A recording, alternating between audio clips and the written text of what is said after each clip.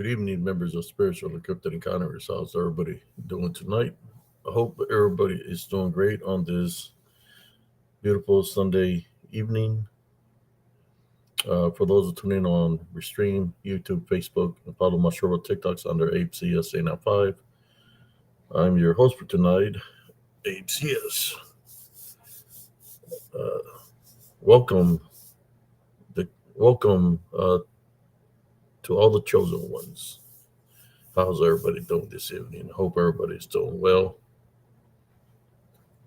As for me, I'm going to share this link out to other groups that I shared to real quick before we continue.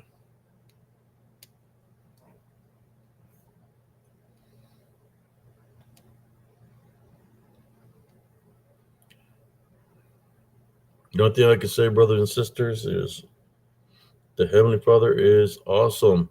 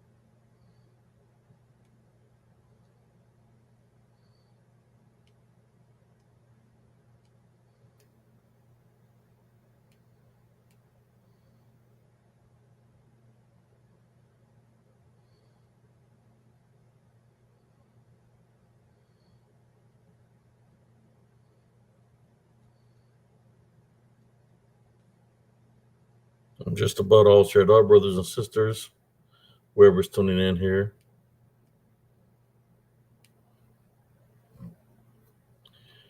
They make it hard.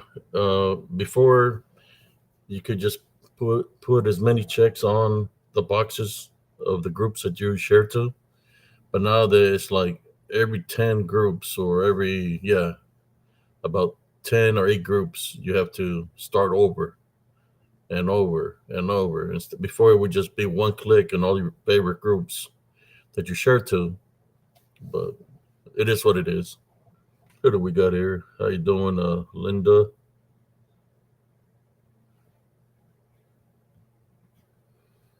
Thank you, bro. Yeah, yeah. I'm just here doing a live feed. I got me some good rest. It's always good when what we do here in Spiritual Encrypted Encounters is, you know, we can share stories and experiences and stuff like that. But when somebody is going through something and we're hearing what they're going through, then there's times where you have to pay attention to what's going on, what they're saying, that let them vent of whatever they're going through. Then you focus on how you're going to help them spiritually, what you're going to do to assist them spiritually. And that's what we do here in Spiritual Encrypted Encounters.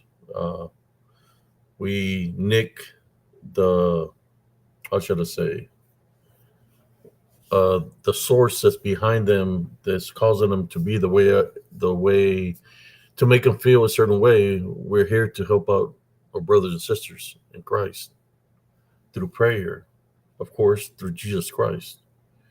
Uh, like I said before, and I've said it numerous times. I do this works all the time. I remember doing this works when I was a kid, when I was in school, uh, throughout the military, and all the way up to now. As I've grown, I've done the spiritual works. And for those that we pray for here in Spiritual Covenant, they know, because they know the change, they know however they're feeling, it goes away. But that's the power of the Holy Spirit, the power of Jesus Christ, the power of the heavenly angels. That when you call upon them, it's got to be done in true faith and true belief in Jesus Christ in order for them to come and assist you spiritually. Listen to what I'm saying.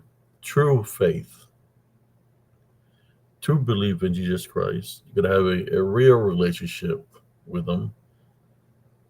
No doubt. No question marks of no question marks of anything. It's got to be done truthfully in order for the prayers, right, to be effective. True faith, true belief in Jesus Christ with a heavenly love foundation. That's the key.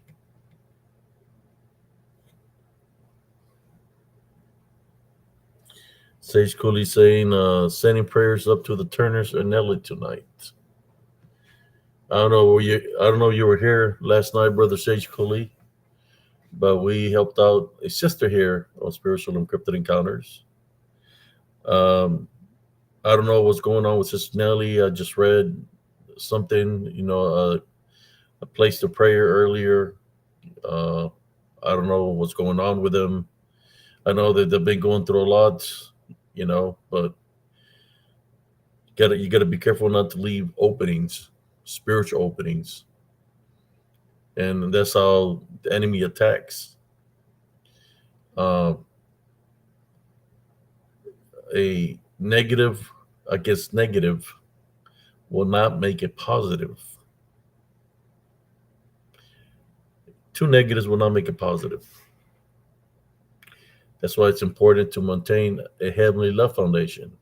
When you maintain a heavenly love foundation, you're not doing nothing negative. Don't do what the enemy's doing to you, because if you do, then you're fitting right into the enemy. Two negatives will not make it positive. Maintain your faith, maintain your heavenly love foundation, because Jesus Christ is the way, brothers and sisters.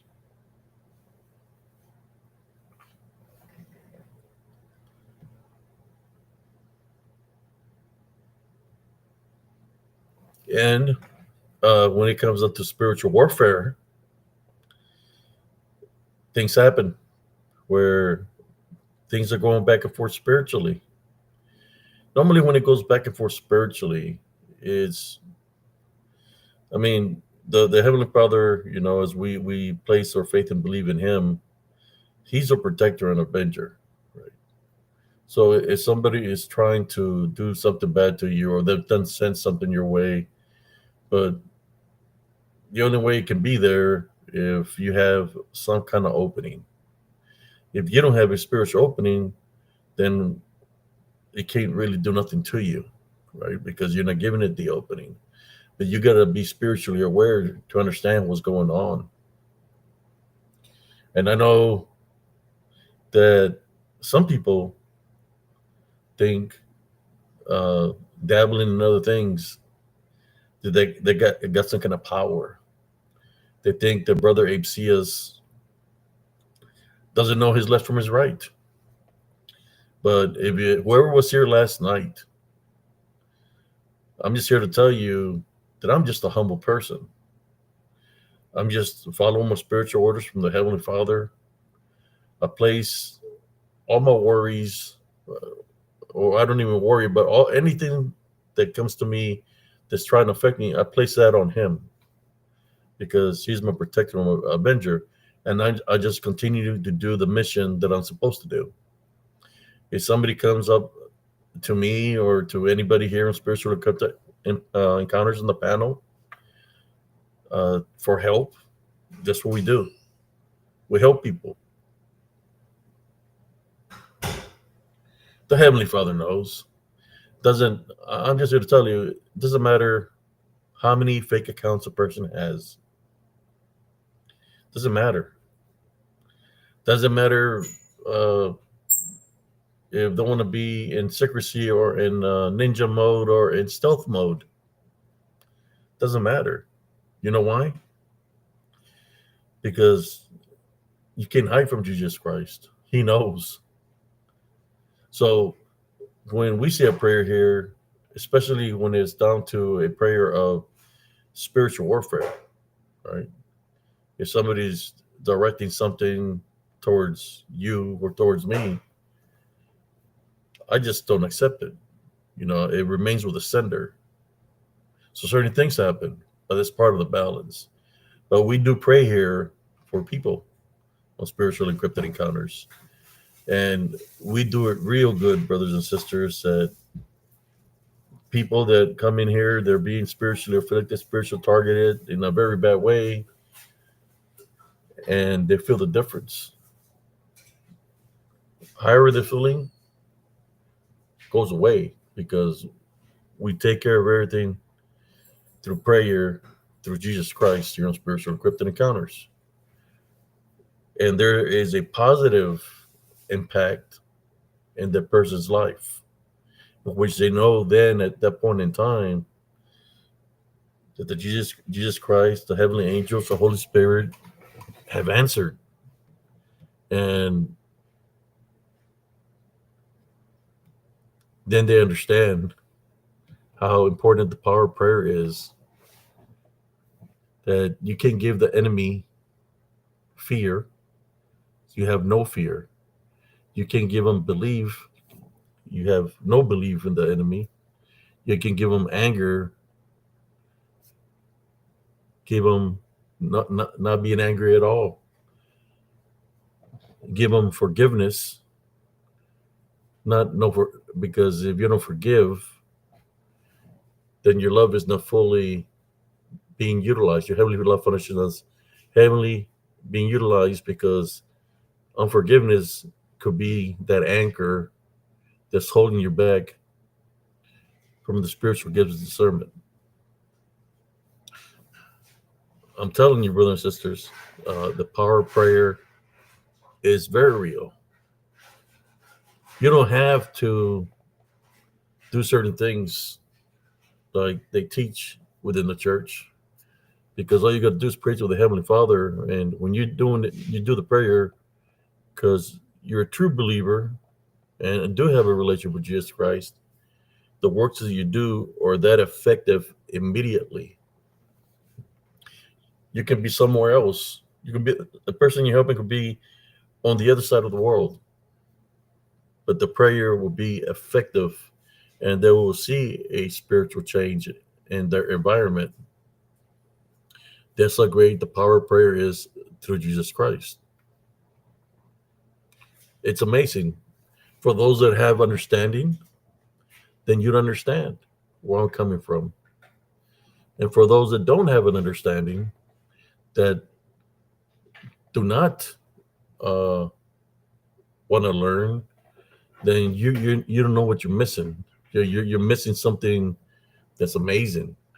You know, I see some people that come here in the chat, and stuff like that, and they'll come and say their 2 cents. I've never seen them before in a long time, right?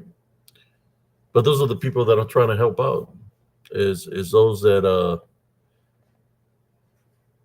I think what's holding them back is that they have things that they're dwelling, and they haven't let go, that makes them who they are as individuals. They question a lot of things, but that's part of being bonded. When somebody's questioning a lot of things and you give them the advice and you're speaking spiritually to them and they're not understanding, sometimes these individuals don't understand is because they're being spiritually bonded. And whatever has them bonded doesn't want to let them go. It's like sometimes we get people that come in here and try to interrupt the show while I'm doing the show. try to be disrespectful in the chat, and when we were doing the works yesterday, they come and say their 2 cents. You know, the only thing I can say to those individuals, even if they're coming in here supposedly jokingly, but I don't see them here they're not regulars here. The only thing I can say to you, those people that do that, is get a life. Take a time out. Pay attention to what we do here in Spiritual Encrypted Encounters, because what we do here in Spiritual Encrypted Encounters, you'll learn something here. You'll learn how to fight spiritual warfare. You know that you're not going to fight it through people. You're going to fight the spiritual warfare through Jesus Christ. And that's what we do here in Spiritual Encrypted Encounters. We're here and we pray together. The more the merrier. So we're all tuning in. We're all sensing. We're all seeing what the problem is. And like I said, the power of prayer is that amazing. You know, and for the people that come in here trying to interrupt the chat and stuff like that, to me, I've been doing this all my life. So it's first in nature for me. It's an automatic to help out people spiritually, brothers and sisters. I'm going down the comments right now. I had to move the cursor, so I'm looking down at the comments right now. I hear you, sister. I see.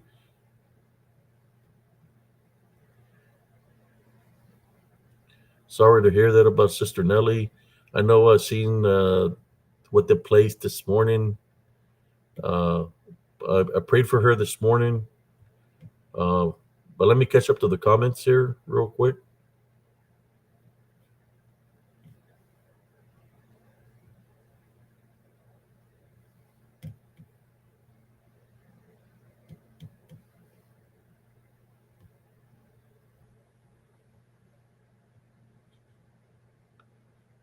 Trying to catch up on the comments real quick here.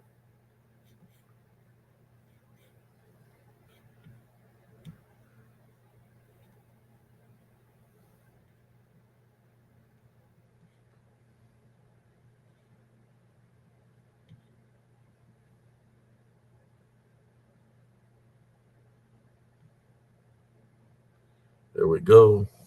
I've got up to the comments. So let me see.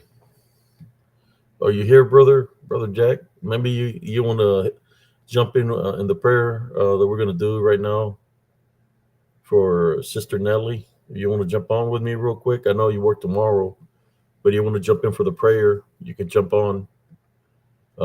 Just let me know if you want to jump on so I can drop a link. I'll drop a link right now if you want to jump on so we can pray for Sister Nellie. Okay, let me see here.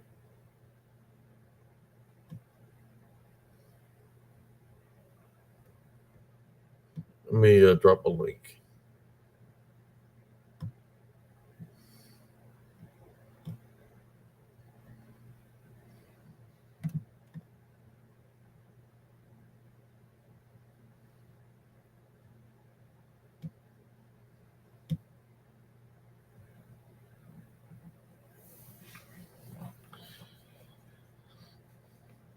The power of prayer is never too late to go into prayer. Doesn't matter what situation you're in, it's never too late to pray. I've prayed in the middle of combat when I was in the military, fighting in the Battle of Medina Ridge, which was the biggest tank battle out there in Saudi Arabia, in Operation Desert Storm. There we go. I prayed in the middle of the woods when I thought I was helping a woman, and I got lured in there by 6 demonic entities, and I went into prayer in there. Like I said, is never too late to go into prayer. And I fought spiritually in this manner numerous times throughout my life. Hello, everybody. We're going to do a little prayer right now, Sister Beyond the Box. Uh, if you want to jump on, you can jump on too. We're going to do a little prayer for Sister Nellie Turner right now. She needs prayer, and we're going to pray for her right now. You're more than welcome to jump on if you want to join in the prayer. He said the power of prayer is very strong.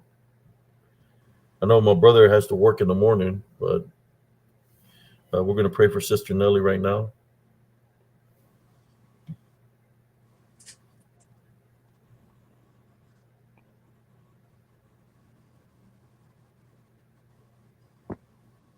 Yeah, Brenda was very helpful yesterday. Yeah.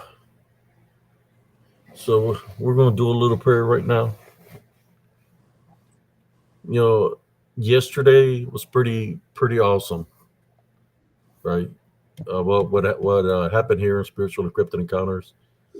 For those that didn't see what happened, you would have to watch the replay to see what transpired here. But it's nothing new for me because I've been doing this work spiritually. But everything I do is through Jesus Christ, and the positive, how should I say, outcome is awesome. That's all I can say. That it'll leave you it'll leave you feeling awesome. That you know that He loves us because He shows His presence spiritually and listens to our prayers and makes a positive change in people's lives. Gets rid of any unclean spirits or anything that might be affecting you spiritually. He can heal also. So we're gonna pray right now for Sister Nellie Turner. Okay. How you doing, Sister Brenda? I'm doing okay. I sorry to hear about what's going on with Nellie. That's that's got to be horrible. I hope she's doing okay. Yeah, we're gonna pray right now for her. I know my brother is got to work in the morning, so the power of prayer is awesome. So we're gonna pray right now uh, Okay. for healing. That's what we're gonna pray for healing and spiritual protection. We're gonna pray for that right now. For Sister Nellie Turner, I think this happened after we did her show. Something happened where I fell asleep. I woke up and I seen that she was in the hospital or something like that. Yeah. So we're gonna pray for Sister Nellie Turner right now. Okay. Heavenly Father, at this time, we'd like to pray for Sister Nellie Turner, what she's going through. Uh, she's in the hospital. We would like to place heavenly spiritual crosses on her from head to toe. Heavenly spiritual crosses on her eyes, wherever she is hurting from. As we place spiritual heavenly crosses, we also place heavenly spiritual crosses on the doorways and the windows. If as we place these heavenly spiritual crosses, also we like to call upon the Holy Spirit and heavenly angels to do a clean sweep of her at this time. I am seeing something else that we also have to place heavenly spiritual crosses on our doorways, on the windows of our home, heavenly spiritual crosses on our vehicles, um, heavenly spiritual crosses on any object that there might be an unclean spirit hiding. Uh, as we place in the heavenly spiritual crosses, we take authority over any witchcraft, necromancy, any unclean spirits, demonic spirits that are causing these ailments on her. We're taking authority over you as we tie, bind, and rebuke you in Jesus Christ's name. Uh, We tell you to leave Sister Nellie alone, and as we place 70 spiritual crosses on the rest of the family members, so nothing will be able to transfer to them, Brother Josh Turner, and everybody that lives in that household. Um, we take authority over in Jesus Christ's name. We tie, bind, and rebuke you in Jesus Christ's name. We call upon you to send your heavenly angels and the Holy Spirit to do a clean sweep of everything that we just prayed for, Heavenly Father. Again, you're not welcome. Leave Sister Nellie alone and go back to wherever you came from. As you, we tie, bind, and rebuke you, and you're not allowed to affect anybody in any kind of way, shape, or form. This we pray in Jesus Christ's name for her health to be restored 100%. Amen. Amen. Yeah, I was seeing a lot of things here when I was praying, because I was trying to focus on her, but then it took me to, I guess, their house. So something is happening where they're being targeted, I believe, spiritually. So I know the Heavenly Father is amazing, and He listens to our prayers. If anybody would like to add anything else to a prayer or lead their own prayer, the more the merrier.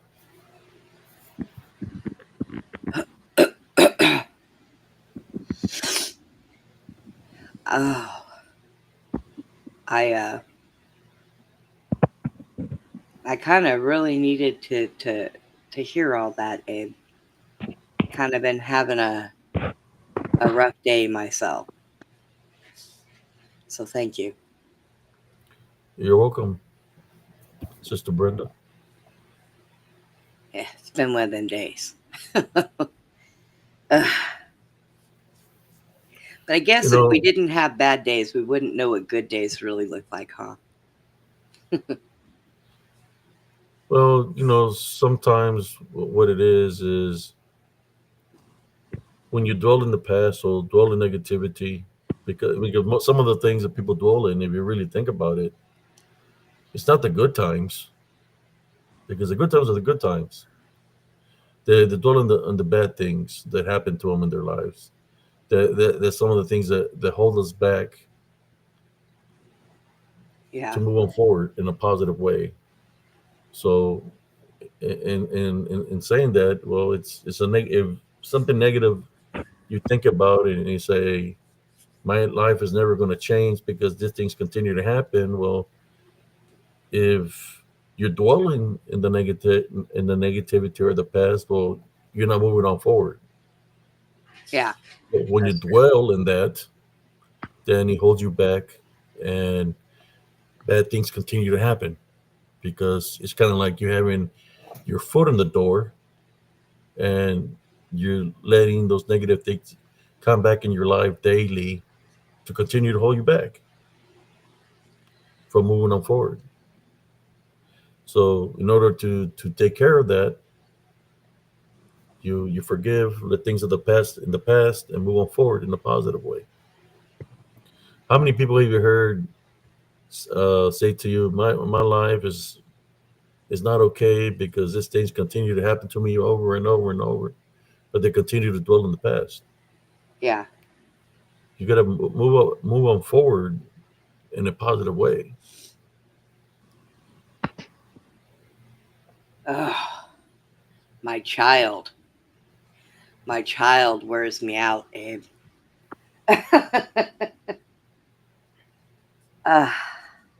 My son, he went to Houston this weekend, and he got back and he had a good time. He went to it's a 3-year anniversary with his girlfriend, so they went out there and they have fun up in Houston.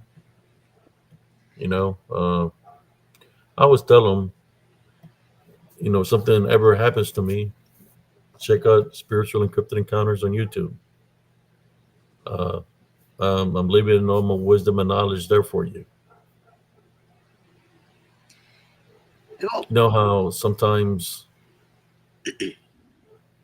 when you lose somebody, you never hear the voice again or anything like that, right? Right. The only thing you got is the memories. Well, I'm leaving something behind that, even though I might not be here in the flesh, I will always be in spirit, but also in spiritual encrypted encounters. Right. I'm leaving the, how should I say, it's not clues. I'm leaving the wisdom and knowledge for you, for anybody that tunes in to be able to fight spiritually in the balance, of course, through Jesus Christ. I know how many times I always say, always maintain the love foundation. And people remember because I say it a lot throughout the shows that people remember about maintaining love foundation. They also remember that you're never alone to pray, call upon Jesus Christ. Remember that and tie, bind, rebuke in the name of Jesus Christ, which some people have done that and they've seen a positive outcome out of it. Yeah, it's awesome. It's awesome making a change, a positive change in people's lives. Yeah.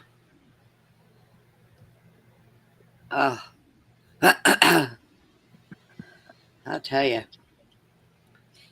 You know, my daughter found out that she's pregnant again, which, you know, I mean, that's always a good thing. And now she says, I don't know, Mom. I might have this baby and give it to my friend. I think I can only handle the one child I have. Wow. Yeah. I was like, I don't think you ought to say that until you know for sure that that's something you want to do, because number one, you don't want to get your friend's hopes up and then take them away. And I mean, I can't tell her what to do, because when I try to say anything to her, she does the complete opposite. So I just keep it to myself, you know. And so she keeps taking she keeps taking pregnancy tests over and over and over again. And I told her today, how many of those are you going to buy? Are you just going to buy one, take one a month until you actually have the baby? I mean, do you not believe that you're pregnant? And she said, that's a good idea. I'm like, oh my God. I just Wow. I just don't know what to do with her sometimes. I know that her her husband is not going to let her do that, because he wants a whole bunch of kids. And of course, they're in their early 40s now, so she turned around and told him, I don't think that would be a good idea to have too many more. And I told her, two will be good. That'd be enough. If you can't do it anymore, then get your tubes tied when you go in and have this baby. Yes. Uh, but I can't believe she said that to me today. I might just have this baby and give it to my friend. I'm like, oh, well, there's a lot of paperwork involved in that. You can't just have your baby and say, oh, here you go. Don't You let know, don't let CPS here say that I know, because right? they'll come and take it. Well, no, she's in Colorado. No, I'm saying And that they'll try to say that she's not mentally stable. You know how they are yeah, here in Texas. They don't they're they I don't mean, they don't play around. she does They a will. she does an excellent job with my grandson. Um, he isn't even 2 years old yet, and for the last 6 months, he does his ABCs and sign language. He's really, really smart. He's already reading books and doing math and different stuff like that. So she's taking the right approach with him on that. And I told her, I said, well, as long as you do the same thing with, the next baby, um, you're doing a good job. Well, my friend can't have any kids, and I feel bad for her. And I said, well, adoption is an option for them if they're young and they, her and her husband want kids, but you can't just give your baby away to her. I mean, it doesn't really work like that. There's paperwork involved in that also. So I don't know. And my daughter changes her mind on things so much. She changes her mind more than people change their clothes. So I don't know. It just kind of it aggravated me when she told me, and I couldn't really say anything to her about it, because had I had told her exactly how I really felt, um, she'd have gotten angry at me, not talked to me again for months. But so I guess it's just kind of been eating at me a little bit. I mean, I just pray that she makes the right decision, whatever decision she makes, it's the right one. But today's not been a good day. So Well, I'm sorry it hasn't been good, but you just gotta maintain your love foundation and pray. yeah, Pray for the heavenly Father, their guide her and show her the way. You know, the only thing that confuses somebody is just there's unclean spirits that bring those thoughts of confusion. And sometimes you just have to pray for the heavenly Father to continue to protect her with the heavenly angels, and not to let anything negative uh, come into her mind. But everybody's got to go through their own trials and tribulations. But doesn't mean that we can't pray for anybody. We yeah. can pray. Prayer is powerful. She is one of those people that doesn't believe in heaven, hell, uh, none of that, none of that. And I'm gonna tell you, every night I pray for God to find a way to make her understand. And I did that before. She kept saying, I'm never having any kids, Mom. I don't want any kids. You're never going to be a grandma. I said, no, I'll be a grandma, because my brother has like 50 million kids, and his my my niece that lives in Arizona has got 2 wonderful kids, and she loves me.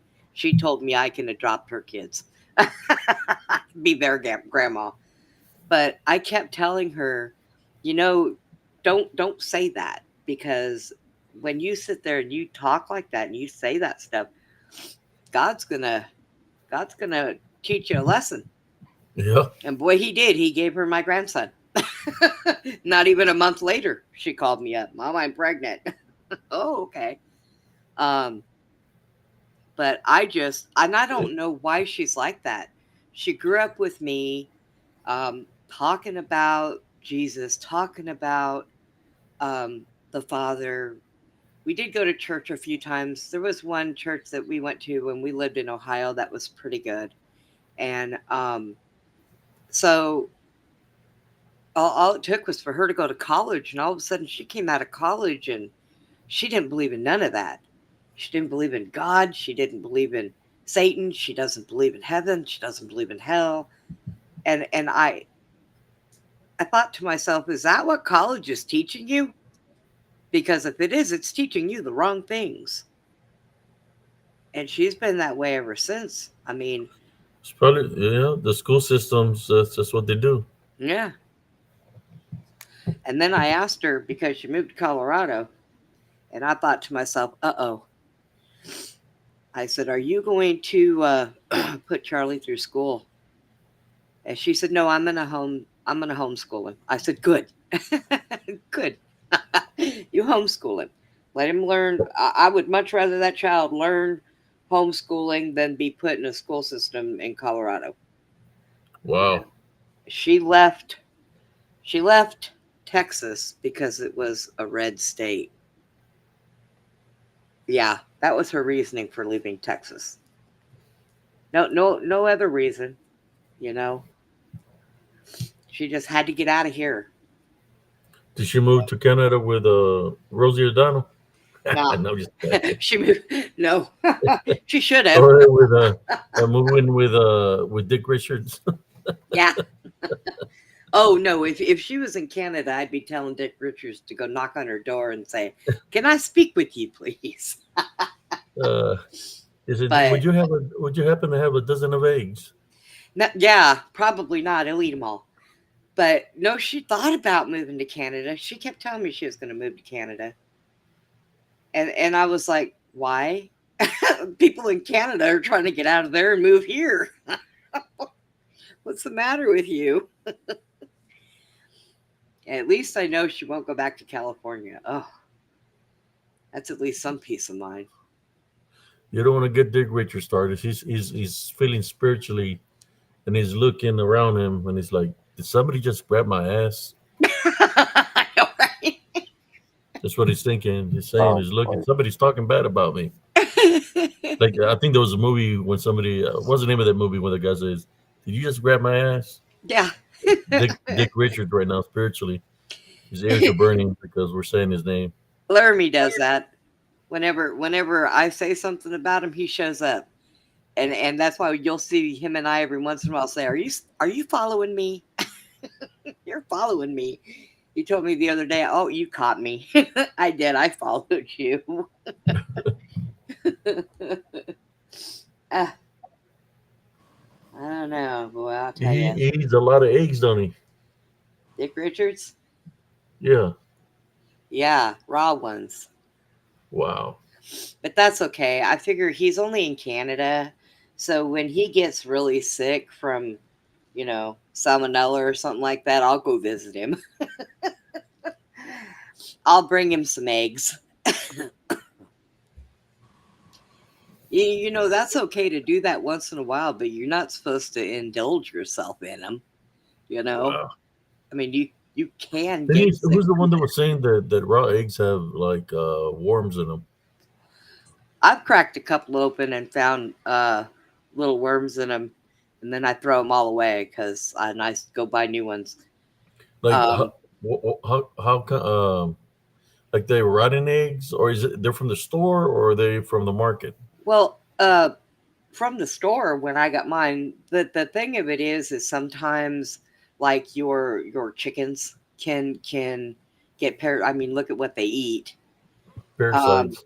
Yeah. yeah, and so if they have an egg, every once in a while they'll get in them. I've actually gotten an egg from the store and cracked it open, and there was the start of a baby bird in it, beak and Oh everything. And I was wow. like, oh, boy, when I cracked that open, I was really shocked.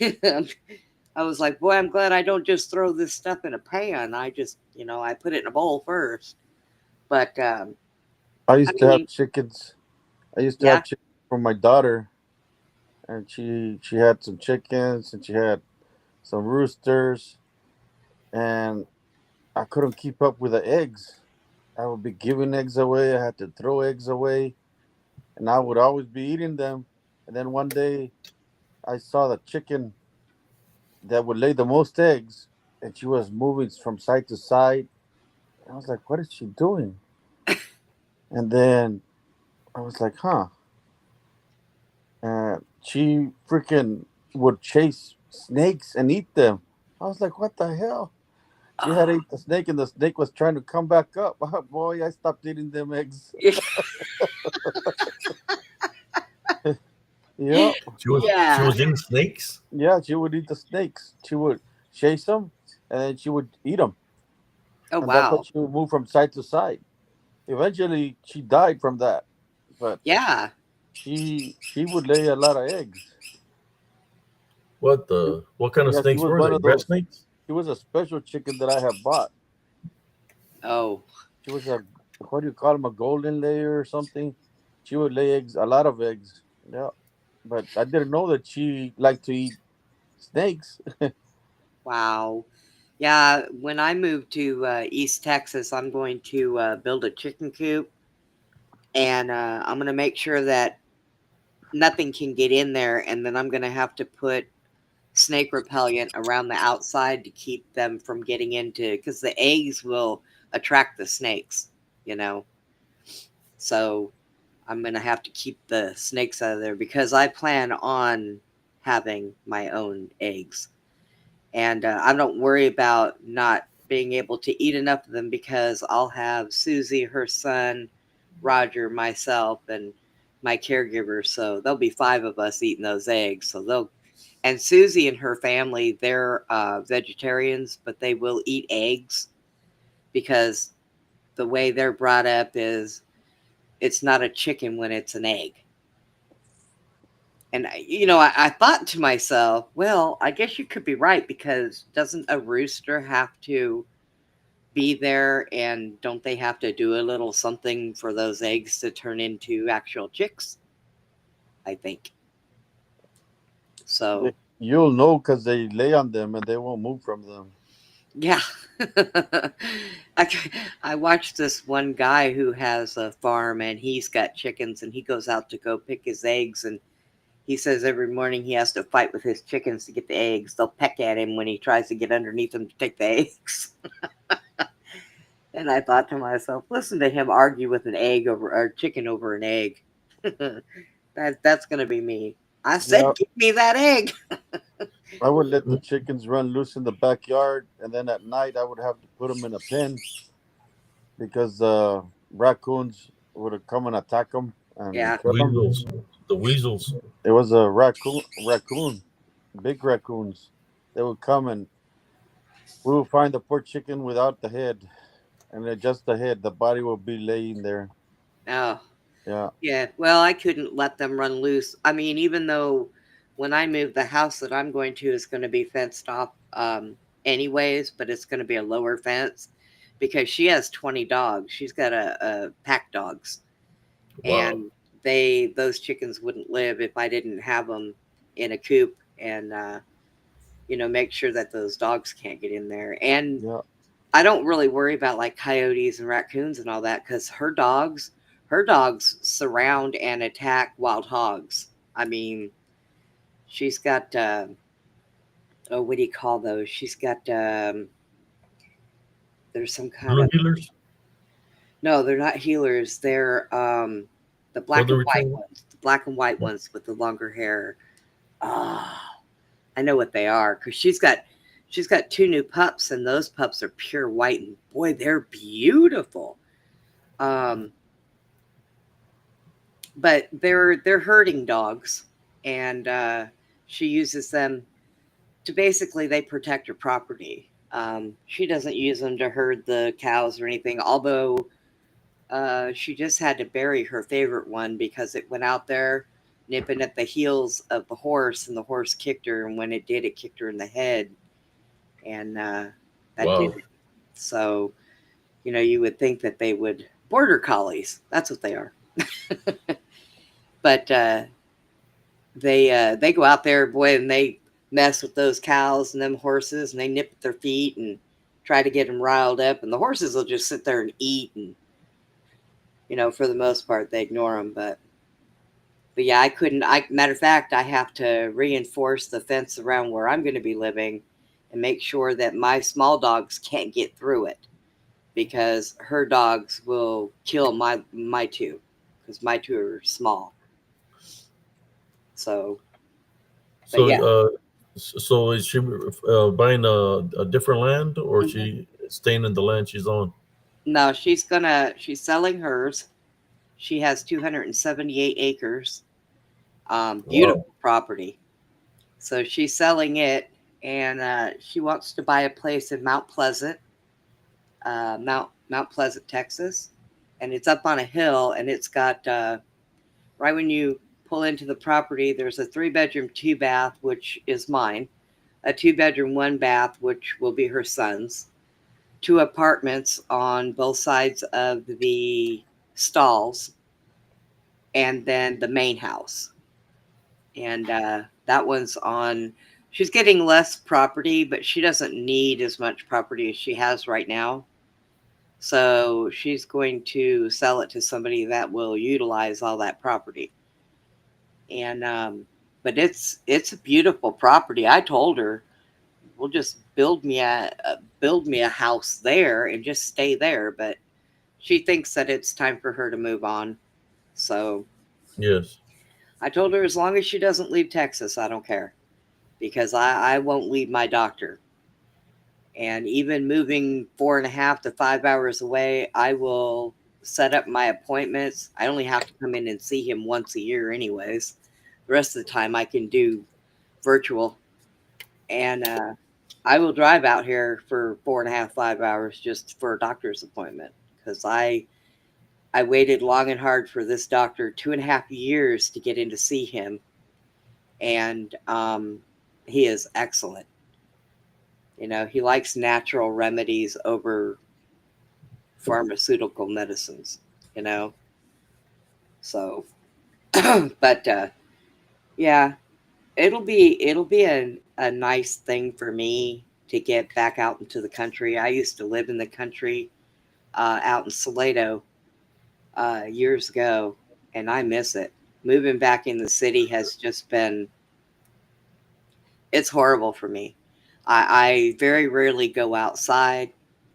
I don't like to leave my house and be out in that traffic and be out there. You know, I stopped going to Walmart because God, I don't even know what happens in Walmart. Oh my Lord, I had this lady the last time we went to Walmart. I had my little dog with me, and I'm in my electric wheelchair. Now I'm gonna tell you, if I run somebody over with this chair, it's gonna hurt. This chair is 170 pounds without me in it. So you take my little round butt and put me in it, and I roll over somebody's foot, and it's gonna break it. Okay. Wow. Well, this woman was on her phone. She wasn't paying attention, and she walked into my chair, and I kind of seen her coming, so I dodged her. Well, coming towards us was a man and his service dog. And she stepped on the dog's foot, and all he did was go, "Arr!" because she stepped on him. All of a sudden, this woman starts yelling in the store, "That dog bit me! That dog bit me!" And the whole store heard her. And I'm looking, going, no, that dog didn't bite you, lady. You stepped on it because you're on your phone. You're too busy on your phone, you know, doing this with your hand up in the air with your phone in it, talking to whoever you're talking to. You walked into the dog and you stepped on it. Oh, she wanted the cops called. She want everything. And I thought, you know what? I can't deal with these people.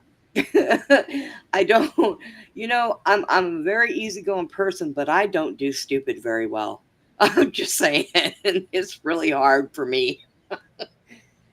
And Yeah, you gotta be careful nowadays. There's always somebody trying to hustle somebody. yeah, Whether it's that or they stop on purpose in front of your vehicle. So if you tip them a little bit, they're like, "Oh, my neck, my neck." You didn't even hit them hard. yeah. You gotta be careful. Be alert of your surroundings at all times. But what do you call those people that do that? They're always, they even step the brakes on purpose so you could hit them in the rear end Oh, just God. just so they Ambulance can get a claim. chasers. Yeah. Scammers. Scammers. That's Yeah. what they do. Yeah. I just couldn't believe it. I mean, at all. This woman was yelling. So we go through the store and I get everything that I needed to get, and we're in line waiting, and I could still hear this woman yelling and screaming. And I'm like, how embarrassing. And the whole time the guy's standing there with the dog, like, lady, and here this poor dog's got his sore foot, holding it in the air. And I'm sorry, if I would have been that dog, I would have bit her. For sure. I would have bit her just being in my wheelchair and her walking. She walked into me. It's like, man, maybe oh boy. Now, can you imagine if she was doing that and I was going and she just walked up on me like that and I didn't stop or move out of the way and ran over her foot? Oh my God, she would have been yelling, "Call an ambulance," and "I'm going to sue you." And She assaulted me. I would have really assaulted her if she would have started that. You're like, she's Get trying on to the kill ground. me. Let me just make sure I break it for you. Hang on. She's trying to kill me. Some people, I cannot. I do not remember Abe growing up and just society itself being like they are today. It is incredible the nerve of some people. It's like, man, something's got to get better than this. I mean, for real. This can't keep going on for many more years because there are a lot of people that are just going to lose their minds and say, you know what? It's just, oh, it's so nuts. Yeah, I remember when I used to go out and the girls, females, you know, how some are money hungry. Yeah. They already know how much money you make because they know your rank. Yep. Because they're money hungry. But some of them, they'll be like talking mess, like, oh, he's trying to get with me and all this stuff, and just trying to make himself look like a hot en- hot enchilada, you know, like they're hot and all this stuff, and they're bragging about themselves. And then I just look at them, you know, after everything they say, I said, look, you're not my type. Right? And they're like, well, what do you mean I'm not your type? I said, you're like the older guys from the military, like sergeant majors and first sergeants. At that time, I was like a specialist. I'm just a specialist. Yeah. Yeah. So You're looking for I a don't fit captain. Go your find one. criteria of what you're looking for. Right? I'm not high rank enough. You know, So then I'd be like, leave me alone, lady. I'm not interested. I was, well, not only was I brought up military family, my military family was high ranking. General B.B. Bell is one of my uncles, and he was over Fort Hood for a while. But I'm Hmm. also a two-time military spouse, and I'm going to tell you, um, I used to get so angry. When I first moved out here, I became an apartment manager, actually, where I was living. And I had quite a few military people that lived there. And I would just get so sick when their husbands deployed. Oh Um, yeah. and this one girl, I don't even think her husband's plane took off yet. She already had this guy at her house. Now, I'm the apartment manager. I can't say anything to her. Okay. Um, do you know before he come home just a little early, and Oh, she changed all the locks on the apartment, didn't say anything to us, and took everything in the house. Everything. So he comes home and he can't get in and he walks in the office. I'm like, hey, you're back. He said, yeah. He said, I can't get into the apartment. He said, my key doesn't work. And I said, oh. So I went and grabbed the keys and I went to the apartment. Mine didn't work either. I had to call a locksmith to come and open that place. And we walked in there and she took everything, left nothing there, just totally cleaned out the apartment. He had no idea where she was, who she was with, what she was doing, nothing. And he looks at me and he says, do you know what's going on? Well, now she's gone, so what difference does it make? And I said, you know, she moved somebody in here while you were gone. I, I don't I don't know why. I didn't ask her. I didn't know if you guys split up or you had some different arrangements or what. And he looked at me and he said, huh, I bet she emptied out the bank account too. I was like, well, more than likely, probably yes. But I've seen I, a lot of that happening to a lot of soldiers. and I My would company see, was Delta Company, but they changed the name to Divorce Company because everybody had gotten divorced. but I would sit there and I would see them all out when their husbands were gone. Oh They're yeah. all out and all over all these guys and doing all this stuff, and not me. My husband was gone, and what did I do? I worked. I went out with my friends, but I wasn't out there picking up on guys because, well, my husband was gone defending this country and defending me. That would have been a slap in the face. And that's the way I looked at it. And these girls, oh my Lord. Oh yeah, I would see that when I was a rear company commander.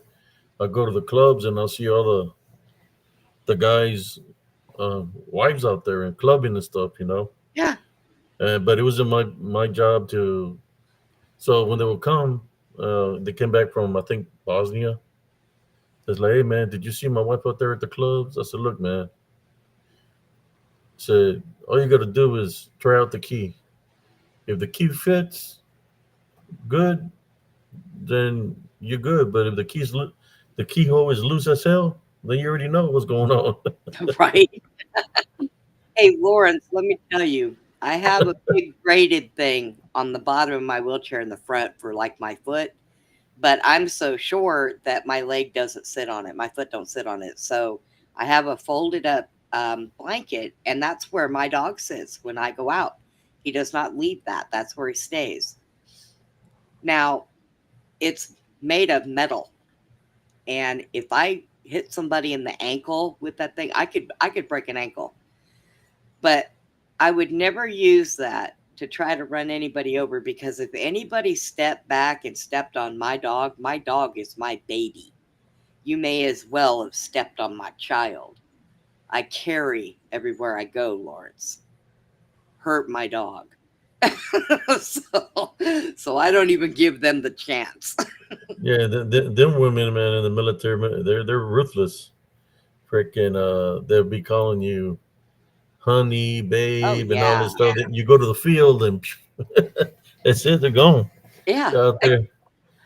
We would have barbecues and he would invite a lot of, his soldiers would come over. I would cook for them. When they were out in the field, they never had to eat MREs.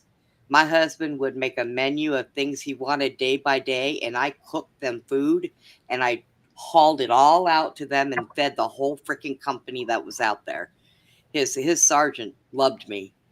Um, but they never had to eat MREs when they were out in the field ever. And I don't care rain, summer, it didn't matter. I drove out there one time. I was on my way out there and they were bringing tanks across one of the back roads.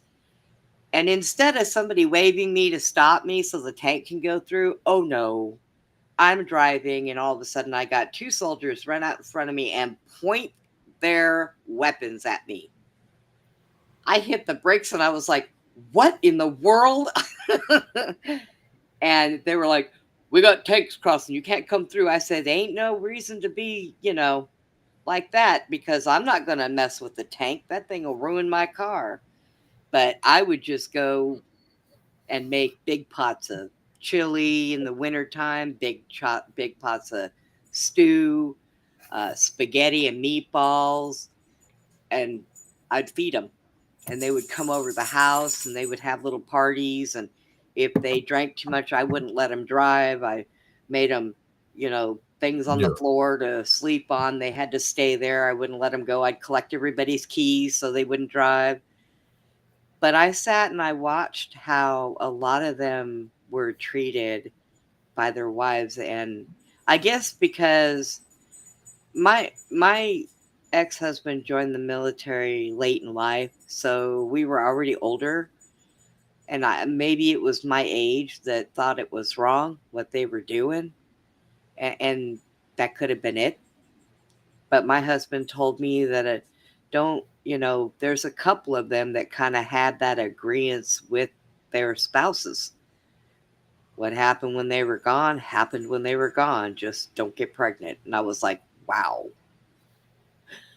Why'd they bother to get married? Yeah. They'll be bragging too. Mm-hmm. Because I was like the rear commander. They're like, yeah, we're having a meeting. We need the billets. The company commander will call me. His wife was a captain also in the military, and they said that they wanted to use a company to have a. I guess they were doing the decorations because they were coming back, and then some of these women that will be there decorating.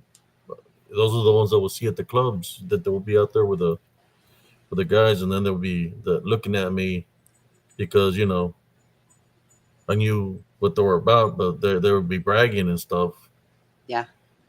Bragging like talking shit, but I wouldn't say nothing to them. And so what I would do, I'll get this higher rank guy. He was like an E7 to be there with me because I told him that I didn't feel comfortable being around the military wives because they're up to no good. Yeah. So I said, what we're gonna do, if you need me to be there if they need you to open something, we're gonna be there because we don't want them to try to get us in trouble. So that's what we do. If you needed to open something, I'll be there. Then you'll be there for me. But yeah, Yeah. we had to watch our backs because how women could be. I'm not saying all women, but this women because they're being unfaithful to their men that they'll try to get you in trouble just to cover their ass. Basically, is what I'm saying. Yeah. I wouldn't say all women, but I would say in I'm a saying like military they town. would tell me. I said, "What did you see, Sergeant Cias?" Yeah. And in a And military and I town, was just it's looking at them, common. but I wouldn't say nothing. I said, Yeah. "Oh, you're too good to talk to us. What do you see at the club, Sergeant Cias?" And I just would ignore him. I wouldn't say nothing to him. Yeah. Even though I wouldn't say a single word with them, nothing to them. And I said, and I'll just look at the one in charge of the detail, right, which was a company commander's wife, and I would say, "Ma'am, is that all?" So how long is it going to take y'all? I said, "Give us 2 hours." I said, "Okay, well, I'll be back in 2 hours to lock it up." Man, I'll leave. Yeah. I kept it professional. Yeah. And they used to tell the soldiers all the time, if you're going to go out, use the buddy system, you know. Yeah, And that would work sometimes because you have that buddy that would say, "Nah, man, don't do it, don't fall for it." But if the buddy you were paired with was just as bad as the one that they went out with, forget it. Forget it. It was oh, but it was kind of sad though, and I mean, I would feel so bad, and with the wives, I wanted to just snatch them up by their hair every time I heard one of them say, "Oh, I love my husband so much," and I'm like, "Was that what you were telling that guy at the bar the other night that you were drinking with and you left with? What? What?" yeah. Oh, There was a lot of that, but it's not my job. My job was just it is what it is. yeah, How's it saying that they will say what he don't know won't hurt him, or what yeah, she don't know won't hurt her. That's how it was in the military. yeah, something to that effect. Yeah, it's not always women; it was the men too. I Oh mean, yeah. good God, Well, there was men that were military husbands, so they were doing the same thing as yeah. some of the military wives. I know my ex-husband when he was in Iraq. I swear they paid him to stay on the laptop with me the whole time he was in Iraq. And he started to tell me, he said, one day he says, "I got to tell you something." I said, "Okay, go ahead."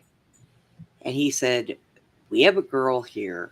And at first I thought it was just, chummy, chummy thing." He said, "But now she's wanting to eat all the meals with me and everything." He said, "No, I don't know what to do."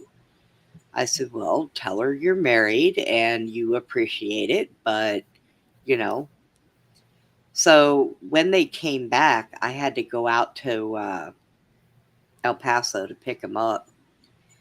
And I get there later than everybody else because I hit a lot of traffic. But I pull up and he sees me pull up and he starts coming towards me. And all of a sudden, she runs over to him and stands in front of him. Now, mind you, I already know about her. So he says something to her and walks around her and comes towards me, and she toodles her way over. She puts her arm up on his shoulder, and I just looked at her. And I said, "Is there something that I can help you with?" And all of a sudden, I hear a man call her name. She's like, "Oh, God, my husband." And she runs. And I just kind of looked at her like, wait, what? I couldn't believe it. I was like, okay, so you're out here running around after my husband and you're married? My husband goes, "I didn't know she was married." I said, "Of course you didn't." Yep. Uh, I've seen a lot of that in the military. I guess, I mean, most of the time they're gone for like a year. And I guess, young people, they just, I don't know, marriage doesn't, I don't think marriage is the same thing to the younger people as it was with us. You know what I mean? Yes.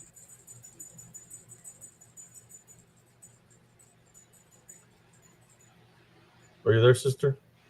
Yeah, I was reading something that Jason said. Um, Jason said he might be off a topic, but has anyone ever felt the call to give up something, to give up what they love because it's also causing pain? Ooh, that's kind of a rough one. Well, the temperature, the relationship is rough, and you spend most of the time arguing, that's causing the pain, or if you're not considerate to one another, well then yeah, sometimes you just have to go your separate ways. But I just don't understand the pain you're talking about. Is the pain because you're always arguing, or is it the pain because you still love the person, but the person is not changing? So you're still going to have to make the decision. I Or, don't think if a person loved you, they wouldn't be doing that in the first place. They will love you for who you are. If there's a person that wants you to change who you are, they would have to, when y'all meet, or when you have to like each other, have some kind of attraction, be relatable. or Jason, is it something that you do that you would have to give up because you're doing it, but it's also causing you pain? I mean, it all depends on what the situation is that you're talking about. Jason, you can come up here and talk.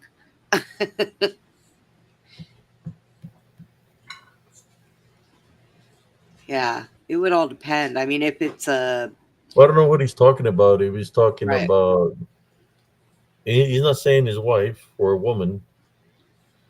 I don't know. Oh, I don't know if he's talking about drugs, he's talking about weed, smoking. I mean, drinking. Is it a child that you're talking about? Oh, I don't know. he said it's not really regarding a relationship, but it applies. He said it's more like a hobby and a thing that used to bring joy. Well, So what hobby are you talking about? yeah, I mean, if it's something that's interfering in a relationship, you gotta weigh your pros and cons. And if the relation you don't want it to interfere with the relationship, then you might have to give it away. There's been a lot of things I had to give up or stop doing, um, because of relationships. It all depends, on what it is. That's kind of a two-sided question. So Yeah, yeah. That's yeah, what it is that he's talking about. Yeah, I would do what Rain says and pray about it, and you know, uh, the Father may give you an answer that you might be looking for. You know,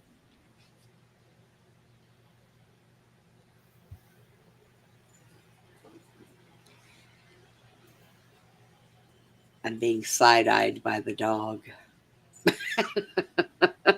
have you have you ever upset Rebel to where he'll just sit there and off look, and then you'll talk to him and he won't move his head, but his eye will look at you, Yeah, to the side. he'll get sad.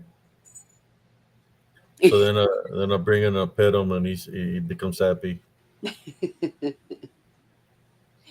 Yeah, I My need to pay attention more, like when he needs to go outside to use the restroom, because there's times that he's giving me all the signs, but I'm doing the live and I'm not paying attention, and sometimes he has an accident. Yeah. Well, So I'm he's that potty sense. trained. That's why I have my small dog, my real small one, my 5 pound dog.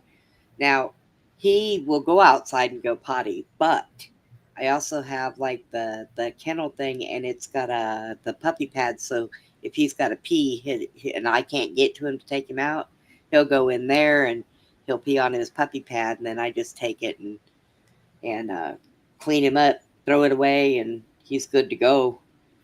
Because sometimes, like in the summertime, it's too hot for him outside because he's got such thick, long hair, and he's mostly white, so I got to really watch the sun on him.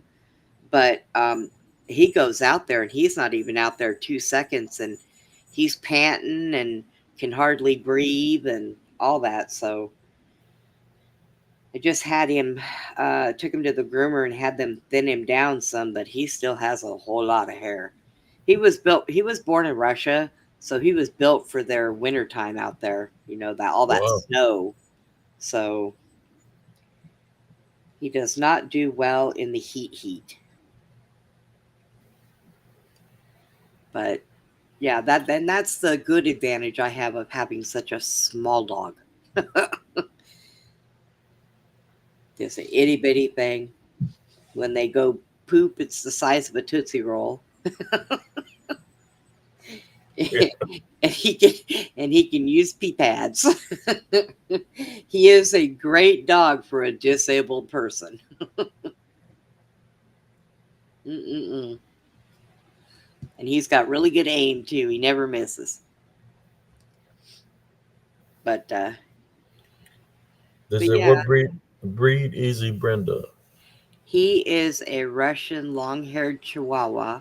He is an applehead, and his nose is no bigger than from the first knuckle at the end of my pinky finger. Yeah, he's a itty bitty buddy. Every now and then on my show, I have to pick him up, and you know, so people see him on my show.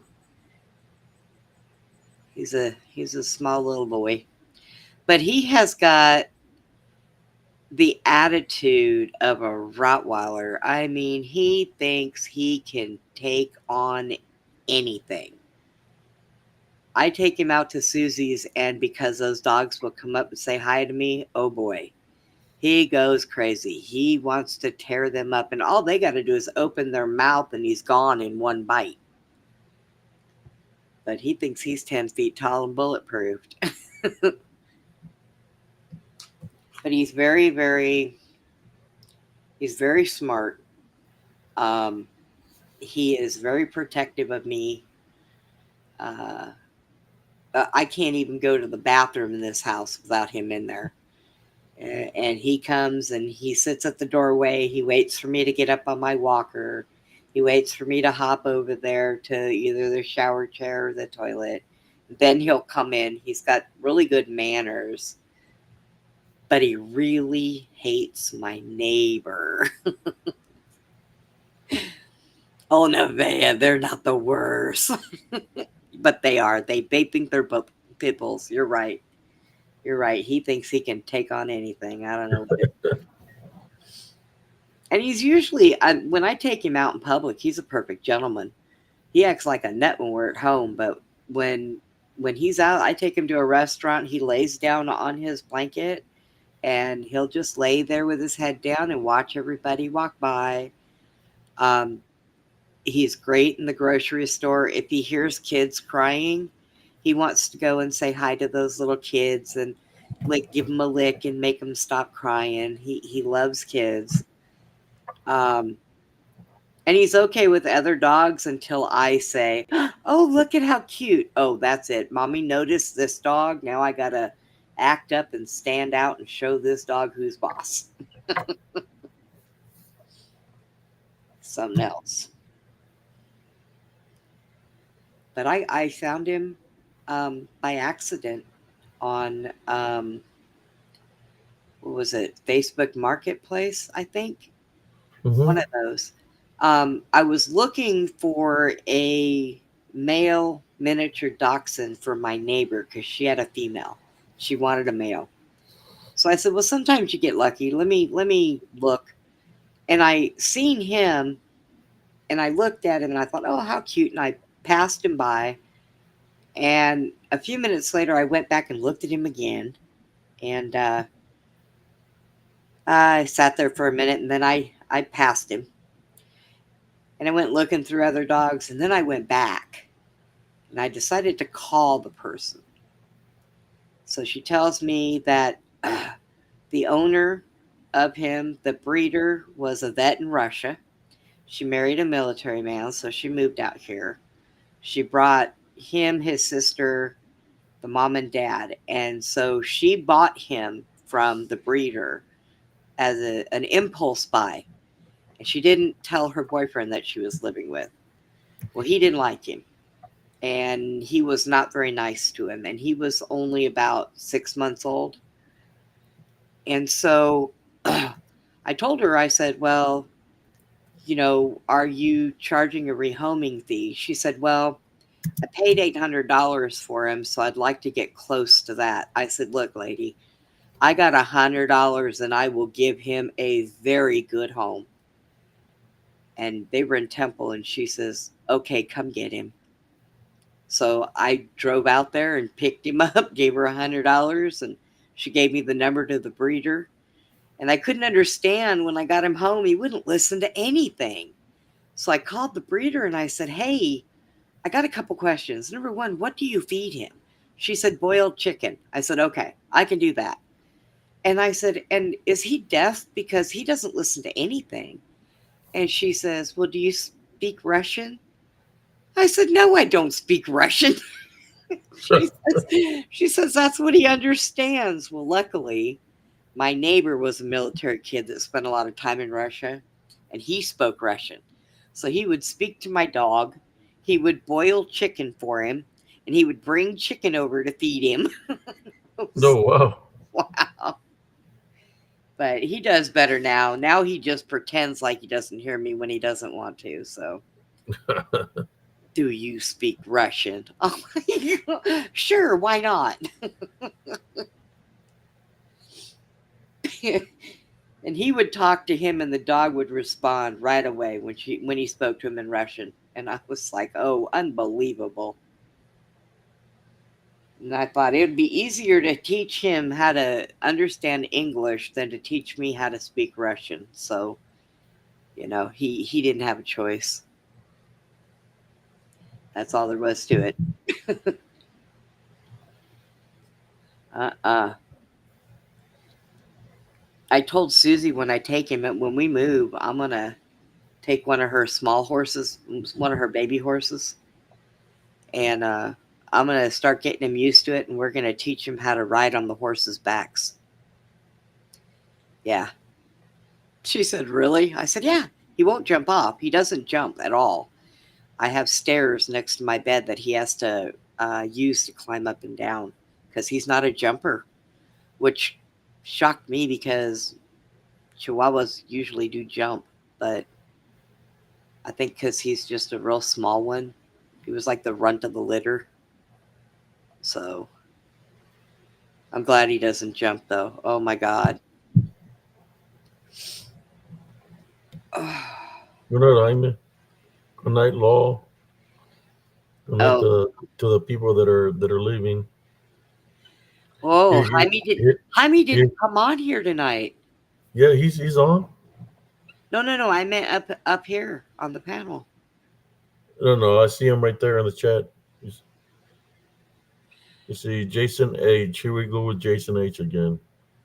Oh, hey, Jay. To help explain my question, I have absolutely love my job, even though I'm not making nearly enough, and all I know I'm good at, and so Oh, your job. Well, I will tell you this. Even though I know you might be able to make more money somewhere else, but if you don't love what you do, you're going to be miserable at work. If you love what you do, then you're happier there. It's probably better for you to stay there. Just saying.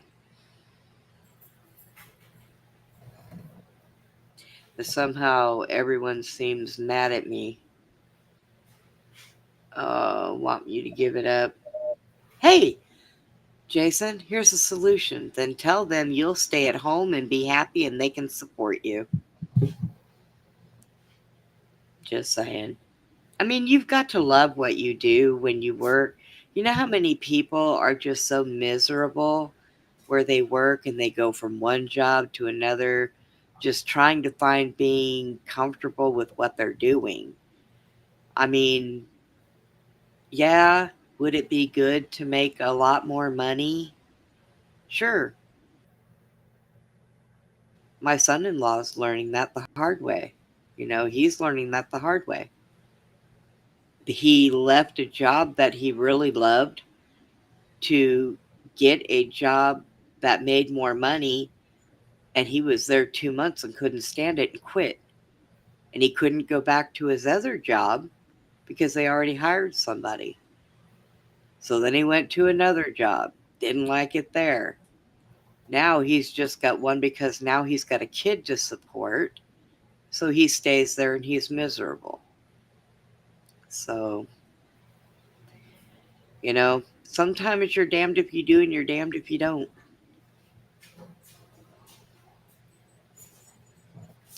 And yes, prayer is powerful. power of prayer. Yeah. So, how was your day today, Abe? I slept most of the day, actually, Sister Brenda. I did not wake up till I went to sleep. Duchess coffee. Yes. My brother bought me a coffee yesterday after evening, like around 6. I stayed wired up till around 7:30 in the morning. Is that coffee that good? It was strong. Oh, wow. I've never had it. I've seen them. But So I I've never had it. slept all day, didn't wake up till like 3:30 or 4:30 in the afternoon. Wow. I slept off today, but yeah, I was out cold. I might have to try that. But besides that, I had an awesome day, especially with what happened with the prayer and everything that we did last night. Yes. I felt pretty good, pretty amazing. When the Heavenly Father touches all of us spiritually, it's just an awesome feeling. She's not here tonight? No, I hadn't seen her in the chat. No, I didn't see her, but it was an amazing show last night. For whoever didn't tune in, you should check it out. But yeah, the power of prayer is very powerful. That's what we're talking about. I know we got a little bit off topic, but that's okay. There's nothing wrong with talking about our pets. I have 4 German Shepherds here in my home: Rebel, Rocky, Bell, and Albal. Wow. I didn't know you had that. I thought you only had Rebel. Well, Rebel is the one that's always around me.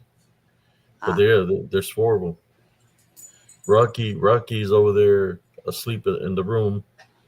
Uh, my wife was asleep. He's over there with her.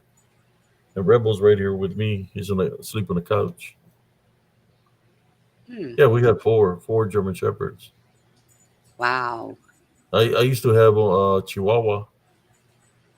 Her name was Brownie. And then the litter, it was like six of them. I gave them away. Uh, gave one to my son's, I mean, to my stepson, my wife's son. And that little dog is still alive. His name is Charlie.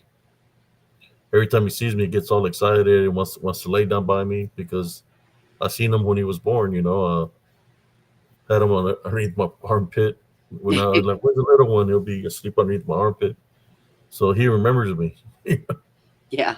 But he's already up there in age. I think he's probably like 50 something years old, doggy years. Like he's up there. But yeah, I mean, animals know. They know. Check it out. They can sense your anxiety. They can sense Yes. if you're mad. They can sense if you're happy. They can sense if you're sick. Yep. They'll let you know. They'll touch you. They'll go and touch you where there's something wrong with you because they're able to see Yeah. the negative attachments. I know So that. you pay attention to your dog or to your cat, Yep. right? They'll let you know there's something around you. I know that They can see. when I'm asleep, if my sugar gets real low, my dog gets on top of me and takes his paw and starts hitting me in the face to wake me up. Okay, we got somebody that says only God can answer prayers. EVC fit. Uh, the prayer that the prayer is whoever's doing the prayer, lead of the prayer has to have faith. That's the important part because anybody can say a prayer, but if it's done without faith or not having a relation with Jesus Christ, right. they're just words. But if the person truly has a relationship with Jesus Christ and places them first, then the prayer that he's saying is answered because you already have a relationship with the Heavenly Father. So it goes automatically. Yes. There you go, Jose. There's my answer to you.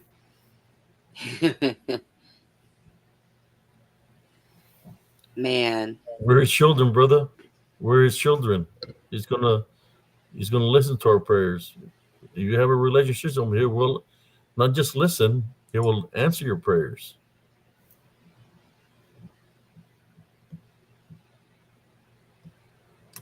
Instantly. We seen that happen here last night Yeah. on Spiritual Encrypted Encounters. How fast was that prayer answered, Sister Brenda? Oh, right away. Right away. And yeah, and last night was a very amazing and intense show. It really was. Oh yeah. Tonight's kind of chill. I even know that the chat, just by watching the chat's chill tonight. The shed, whoever was there last night, they felt they felt the presence too.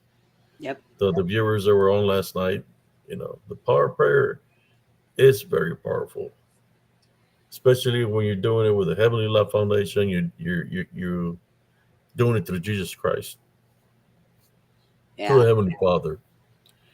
It's automatic, brothers and sisters. Yeah, Sister Brenda Winter said last night,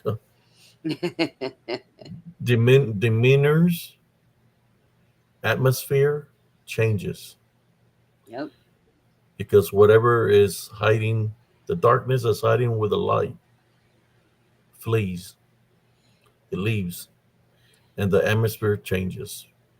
When you call upon the heavenly angels and the Holy Spirit to do a clean sweep, they will do that. And like I said, you've seen Yep. the demeanor, how she changes a person, like she was a whole different person. Yep. Yeah, I was hoping that she would be here again tonight and let us know how things are and how things are going, and everything's still kind of peaceful in the house. And hopefully, with what was there and what had to leave, maybe when her mom comes over, maybe her mom will have a different, lighter attitude too, Yeah, because things that are around you in the house can can affect jump also on affect somebody. people. Yes. Yes. Yep.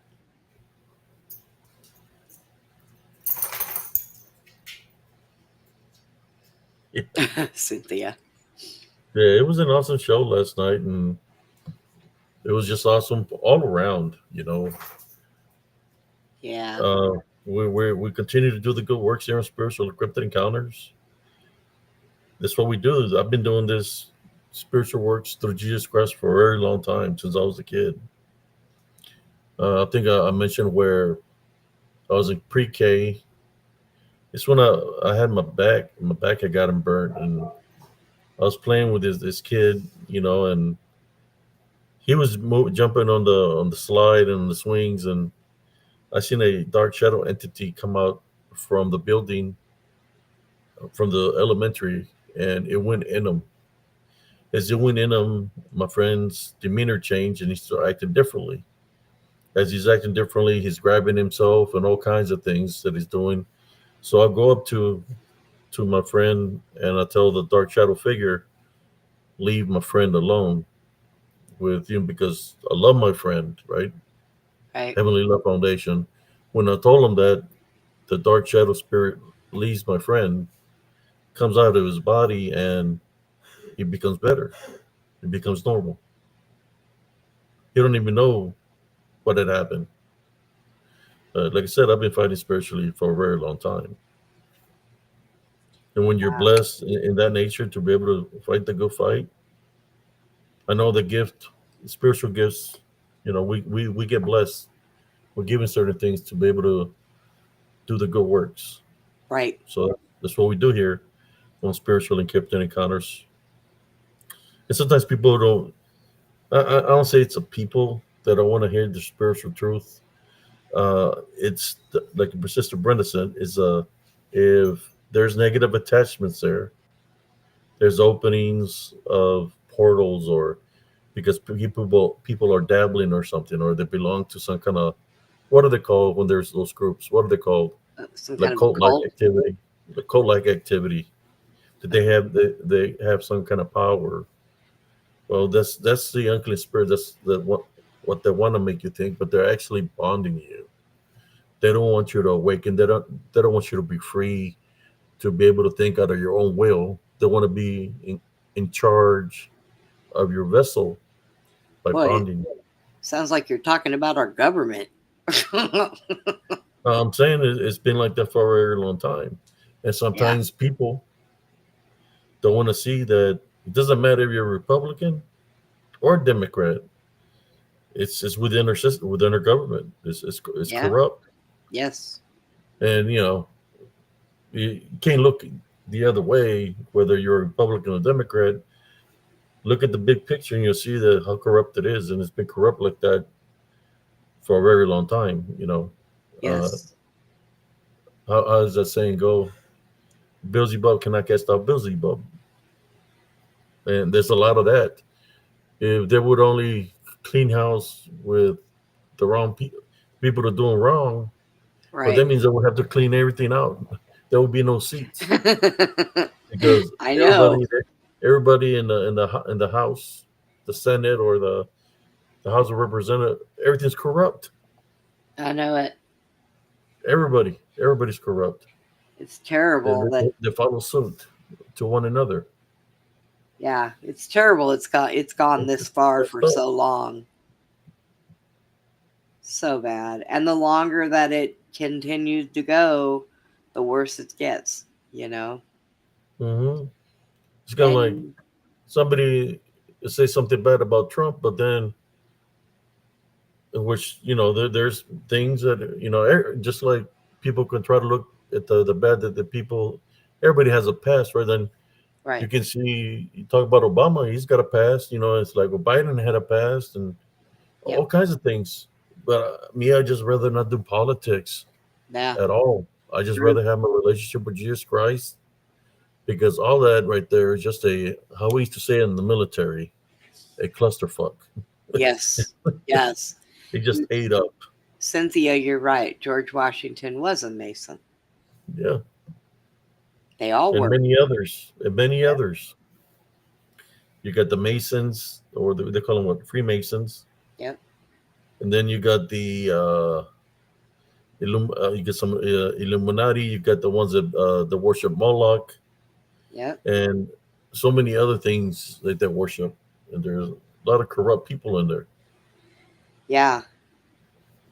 It's really hard to find the ones in there that actually The just Clintons, follow. they worship Moloch. Yeah. Uh, Hillary and Bill, Oh yeah. the Bushes. Oh I mean, you name it. yeah. And unfortunately, I'm kind of related to quite a few of these people, People and in power. yeah. And I guess that's why I kind of ran away from home and when I was younger and decided to live my own life. Get away from these crazy people.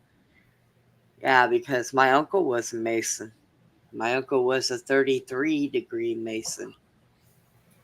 Or should I say, still is. Yeah, I had a friend that was a minister, and I would go pray for him because they were being spiritually attacked, because his grandfather was a Freemason. So his he had passed away. So yeah, the spirit of his grandfather was haunting them.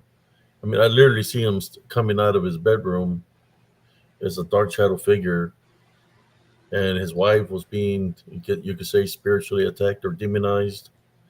He was being attacked. You know, his weight, he had gained a lot of weight, and I Wow. would take him walking with me to try to get him back on track and stuff like that. But yeah, he was being spiritually attacked. But they finally moved out of that area, and I told him, look, get rid of anything that belongs to that man, because there's something definitely wrong. He had like a chess piece with dragons, and I told him to get rid of that because I felt that that unclean spirit was coming from that board. And you know, he got rid of all that, and I prayed for him, for his wife, and they moved to Harker Heights. They bought another home, and they everything that was happening to him stopped, but because he lost connection with anything that belonged to his grandfather. Right. Um, Cynthia, I know it's that one where it is like one of the worst. I'm not sure if it goes higher. Um, Probably because there's people over them. So who knows? Did you hear about Hulk Hogan? They're saying that he got killed. I seen something on They're that. saying that some vein that's on the neck area that got severed, that vein that got severed sends oxygen to the brain, or just Oh, something to the brain, and then it got severed by a doctor. I seen And something that said the doctor killed him, but I didn't get to read into it. yeah, let me Wow. see. I think I might have posted it. That's what they were talking about today. That somebody killed him. Do you remember that he came out supporting Donald Trump, Yeah. and this appointment that it was going to, it wasn't really nothing like a big appointment or nothing. Uh, but they said that that vein that says oxygen to the brain got severed. That his wife noticed that he wasn't breathing right. Something. I think I got it. Let me see if I can post it up so y'all can see what I'm talking about. Yeah, he got tired of some of the stuff. And he also went and got saved. Also. Yeah, he had gotten saved. Yes. Yeah.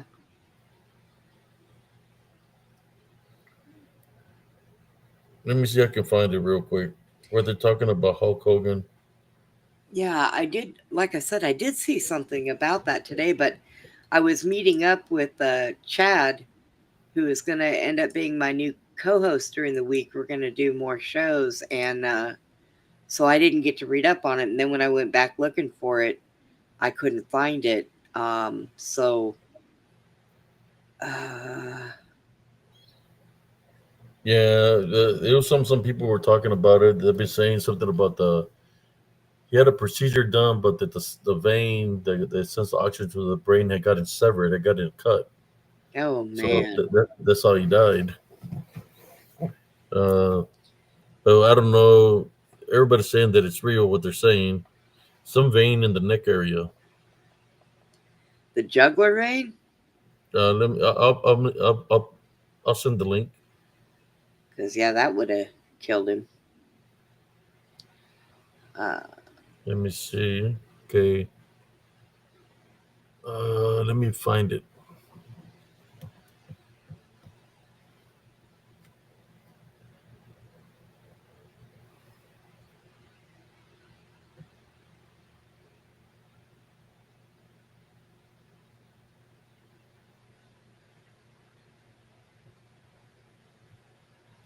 Yeah, I just seen this today, and I was like, "Whoa, what's going on with this?" Okay, let me share it.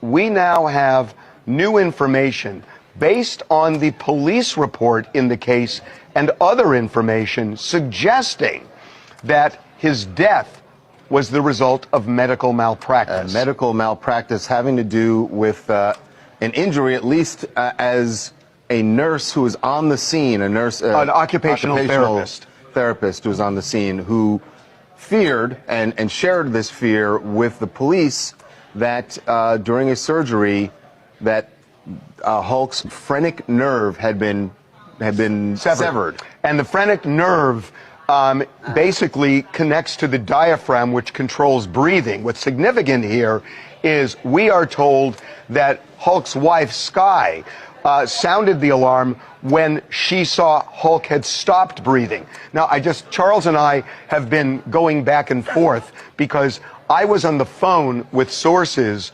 dealing with 45 minutes ago when he was working on the Lil Nas X story. So when I was on the phone, you say that the occupational therapist feared. Actually, what I was told was he said it. He didn't think it. He said the nurse said it. The nurse, the occupational therapist, said that it was the result of this phrenic nerve. This nurse, it's not a nurse. There was a nurse there and an occupational therapist.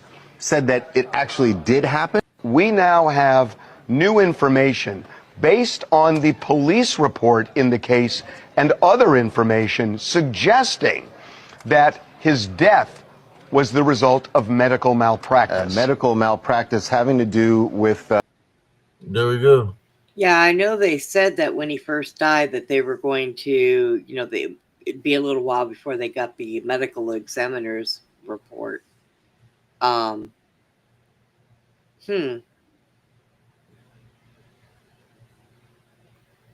that make you go, huh?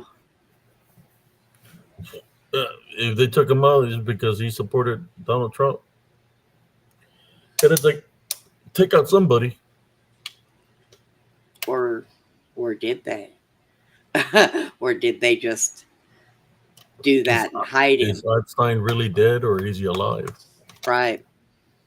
They've stuck so many people in witness relocation programs because of the things that they can testify to in court. So, you never know anymore. Nobody tells us the truth about anything. They just lie to us. But yeah, I could, oh, that's horrible.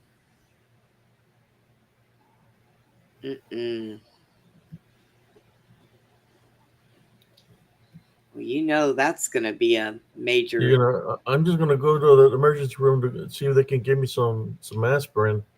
He never come out of the emergency room. Hey, that's what happened to me.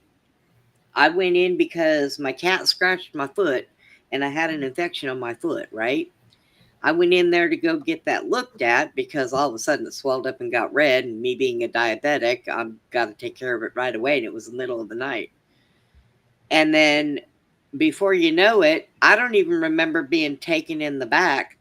I wake up 30 days later from a coma, had a stroke, and then figured out that they must have given me morphine because my heart didn't want to restart. I died 9 times in 24 hours. Wow. And I don't remember none of it. And all it was a scratch on my foot. And I woke up in the hospital 30 days later from a coma. Wow. Yeah, I was like, you have got to be joking. Yeah. It's like, whew. That's why now, anytime anybody comes near me with a needle in my IV, I'm like, what is that? I always ask them, what is it? Because everything they give me, I have to have Benadryl with, but morphine, I cannot have at all. And that is the first thing on my chart. And I only go to Scott and White, so all they gotta do is put my name in or my birth date, and everything about me is on there. And my allergies, morphine is the first one. And yeah, I died a few times while I was there, went into a coma, had a stroke, came out with neuropathy in a leg that was perfectly fine, lost my balance, everything. It was horrible.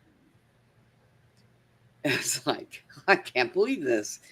But I do remember that they had a bunch of students there that night. And there was a student, I remember seeing a student with the doctor, a couple of them. So I wouldn't be surprised if they went to go get me something for pain and nobody bothered to look at my chart at first. So I don't know what they were doing. Wow. Yeah. It was, and I didn't even know I had a stroke while I was in there. When I woke up after 30 days, my mind was real foggy. And I, had a hard time trying to figure a few things out. But I couldn't figure out why, while I was trying to eat, I couldn't get the food in my mouth to save my life. My hand didn't work at all. I was throwing Jello and everything else all over the place. And it wasn't until after I was home, when home health, they sent a nurse over and she was going through some of the things that happened to me in the hospital. And she said, and you had a stroke. And I went, well, that makes sense why I couldn't feed myself. And she said, did nobody tell you you had one? I said, no. I guess they were trying to keep it a secret. So, Wow. yeah. So yeah, it was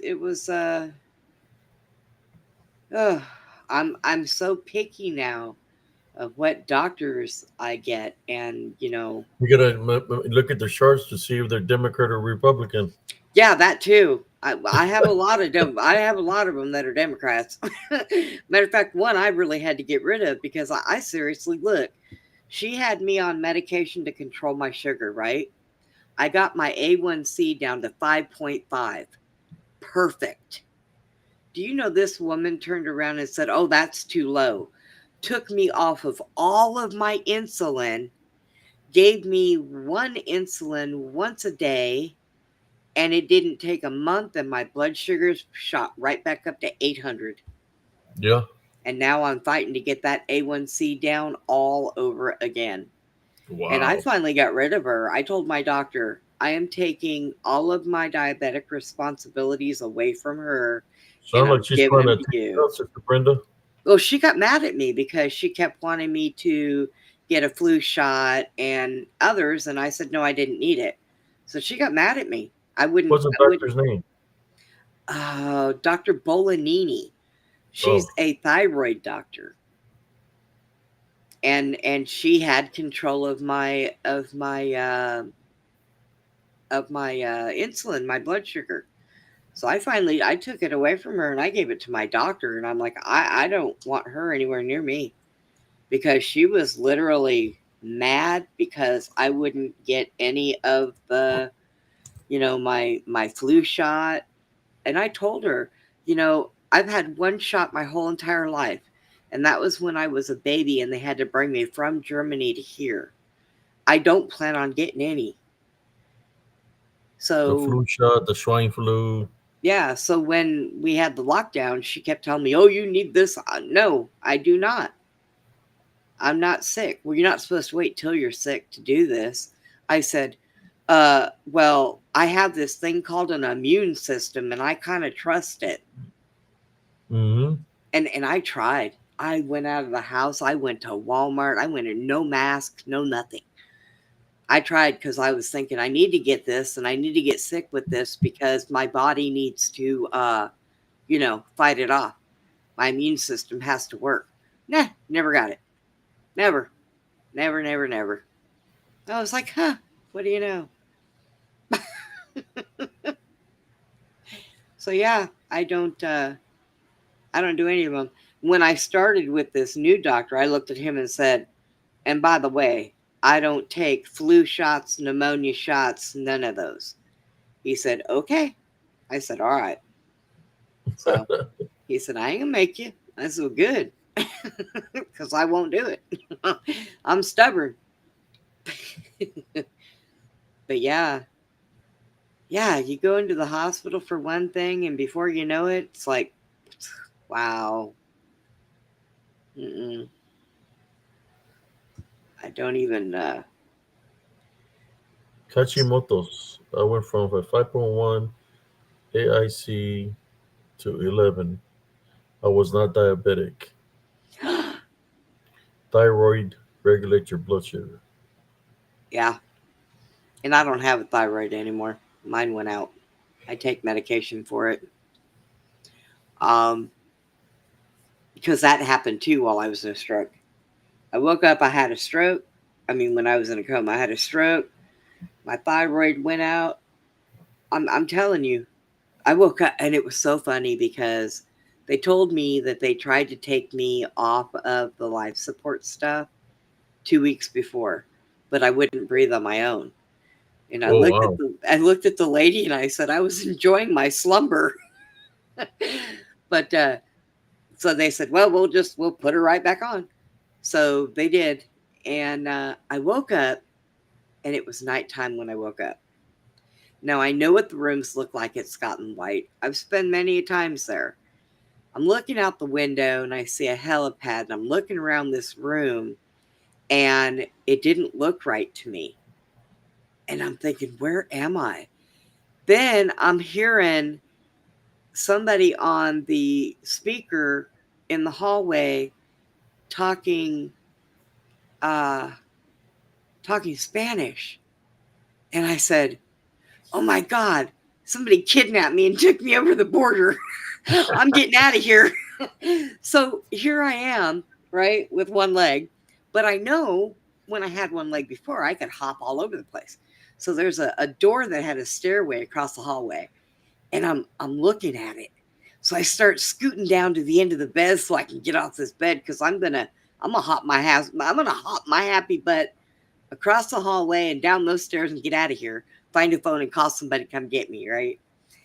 So I'm at the end of the bed, my leg is hanging off, and the nurse walks by and says, Miss Brenda, you are not going anywhere. Get back in that bed. And I thought to myself for a minute, I stopped. When I used to work in the nursing home, I used to say that same exact thing to my patients. You're not going anywhere. Get back in that bed. I said, oh my gosh. So finally they came in and, she's like, do you know where you are? And I said, no. She said, well, you're in the hospital. And I said, well, I know that. I couldn't really talk and I was whispering. And she said she went into my backpack that was in the closet and got my phone out, but it was dead. So she said, I have a charger for this. I'm going to charge it up so you can use your phone. And she said, I noticed that you had a pack of cigarettes in there. Do you want me to bring you a patch? And I told her I'll trade you. And she said, what will you trade me for? I said, a cup of ice. She said, I can't give you any water. You can't have water for 24 hours after that tube comes out. So the next day, my dad comes in there and he's looking at me and he walks in. He said, do you know who I am? And me being just a smarty, I thought to myself, boy, I got a 50% chance of this. So I looked at him and I said, yeah. He said, well, I would hope so.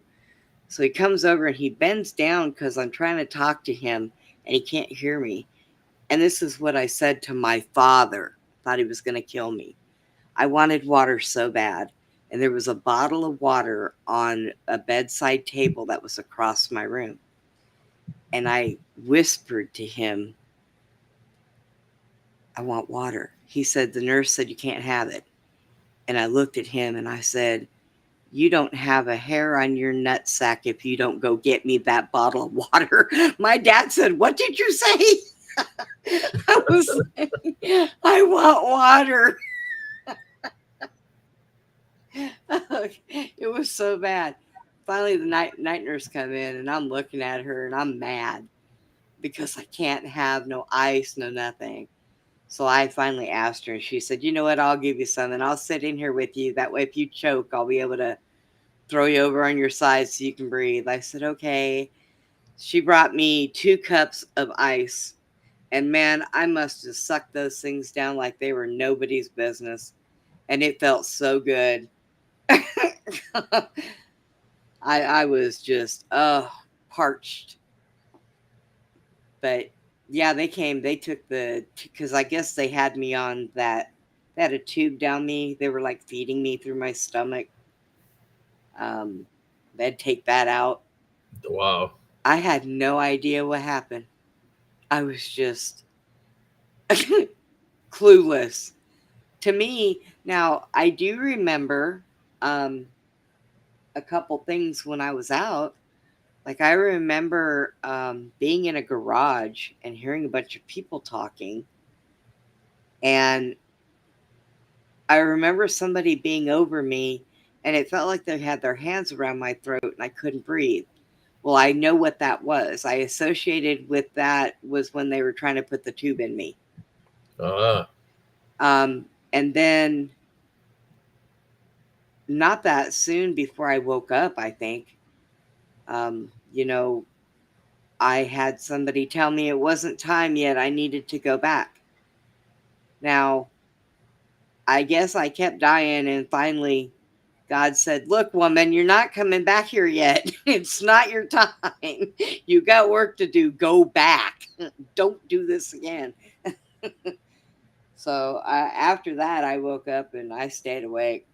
But it was bad because they had to do, not only did they shock me with paddles, so I had a burn on my side, but they had also at one point did manual CPR because they broke my sternum. Oh, wow. And that's never healed back right. When the dog stands on it, it hurts. And he only weighs 5 pounds. So, yeah. It was, I can't say it was an unpleasant visit because, well, I was out for most of it. But I got to sleep for a whole 30 days and everybody left me alone. I think. So I don't know. It was an experience I really don't want to do again ever, I think. Wow. How old were you when this happened? How many years ago? This happened 4 years ago. Yep.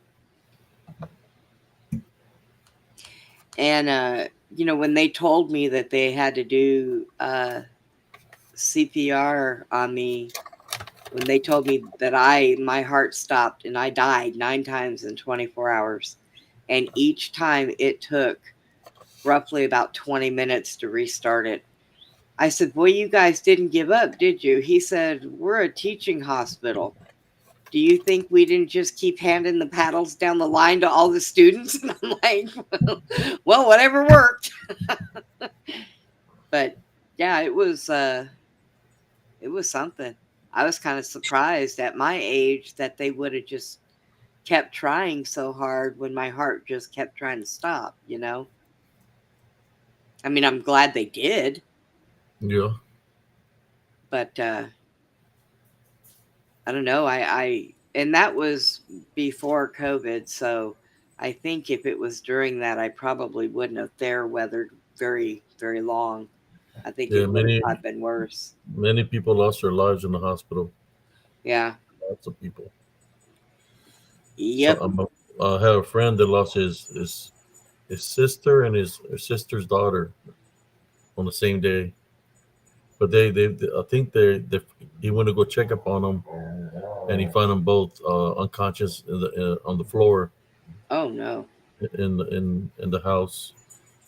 They Mm. had another one where her father went into the hospital, and she couldn't be near him or nothing, and he passed away in the hospital. Wow. My cousin Victor, uh, I guess he was taking the kids to school, was going back and forth, taking his children's kids to school, and he called me. He said, "Hey, cousin, I need to go to the hospital. I'm not feeling well. I have this flu-like symptom." And he called me back the following day, and he told me, "Cousin, I don't think I'm going to make it." And I prayed for him and everything, and that night he passed away. Wow. My cousin Victor. He used to come do lives with me here on Spiritual Encrypted Encounters. He's older than me. I think he was like, I can't remember what age he was, but yeah, I have a couple of videos doing a live with him here. He knew a lot of things. He knew the his works. He would do a lot of talk about verses and things of the Bible, about the balance and stuff like that. Also, but he would do it through scripture, and sometimes I'll have him on the show with me, or he'll invite me to his show, and I'll go do his show. But yeah, he's greatly missed. I know he made it. Uh, you know, whether he's a guardian angel or something angelic, but because I've seen him in my dreams, and I think that might have been it might have even been him, the one that blocked that from me going deeper further in the woods when the white thing passed in front of me. Yeah. He had barely passed away. I remember you telling me about that. Yeah. So, yeah. Mm. Yeah, it's really hard sometimes when we lose our loved ones, especially if it seems like, well, they're too young or they were too healthy, and it's hard for us to understand. Many people lost their loved ones because of that, Yeah. virus or whatever they were trying to do. Yeah. The shots that they were giving the people was the one that was got them even worse. So if they were if they wasn't doing protocol with the person that was infected, right? If supposedly they had an infection, and they gave them the shots while they were infected, then that's what caused the death, was the shot itself. Yeah.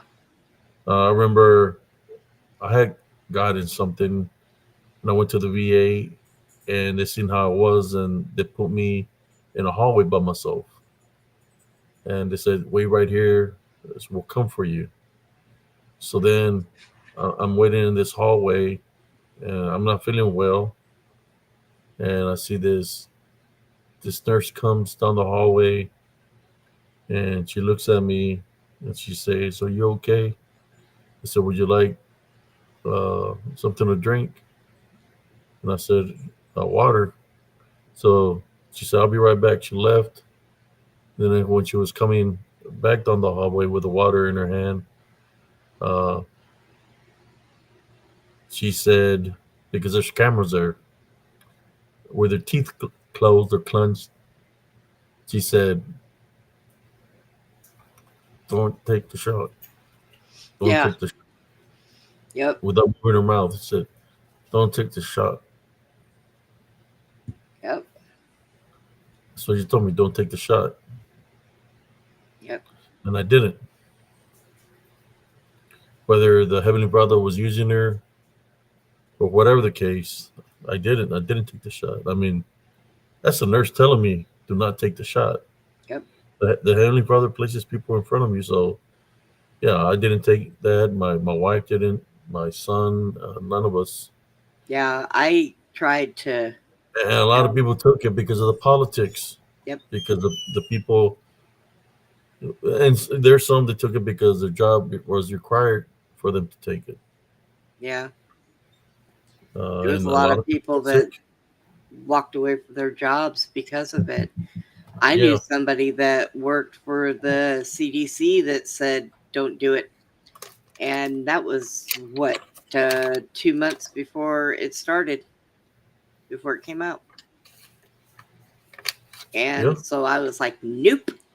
And I tried to tell my daughter, and I lost family members over it. My daughter, when her son was born, because I didn't have that, she told me that she didn't want me around the baby and said she was going to get the baby done. And I said, whoa. Now that I did speak up. I piped up on that one, and I said, look, that's a newborn. That baby does not need it. That baby has got an immune system like a rhino. She said, no, the doctor said that he has no immune system because he's premature. I said, if he had no immune system, the doctor wouldn't have let you take him home. Think, use your brain. You went to college. If he has no immune system, he would not have been let out of the hospital. Yeah, I had told my cousin to try to wing it off with home remedies to let his immune system fight it, but he had gotten real sick. Yeah. So that's why I Oh. went to, what they would do is just put that mask on you. That's it. You're goner. Yeah. Because- I think that it had something to do with what they were giving people when they were on the ventilator. But Yeah. the thing of it is now I'm not going to deny that it made people sick because they screwed with something. But there was a 99.9% chance of getting over it. It was a rough one. And you were probably sick for about 2 weeks. My neighbor was. I went over to go and sit and talk to her and help her. And it was rough. But, she went through it and never had it again. Some of these people that got that They're little getting sick every year. squishy thing, yes, 2-3 times a year. My sister that took it, she took the shot because she was at the hospital or something. She had gotten surgery and they made her take that shot in the hospital. She took it and her tongue swelled up, her tongue turned purple, and all kinds of things were happening to her. But she didn't know what was going on. Yeah. we and it's hard because some doctors, when you tell them no, because at that time I had to have a surgery and they kept delaying it because they needed the operating rooms for patients. Okay, well, there wasn't any there, and I kept getting admitted into the hospital because they had to give me blood anyways. And I was like, what is the difference? So finally they did, but they were like, well, you have to have this before. And I said, no, I do not. I'll be right back, Sister Brenda. Okay. Not a problem. Not a problem. Yeah, Cynthia, I know. He would have been put in a bubble. She didn't understand that.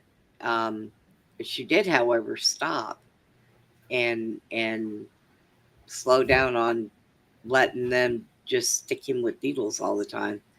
And he didn't end up getting that certain one because of it.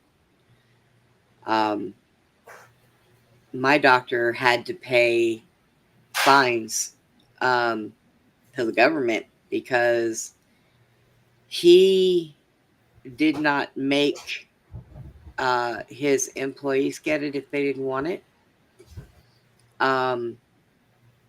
He did not follow what they wanted him to follow.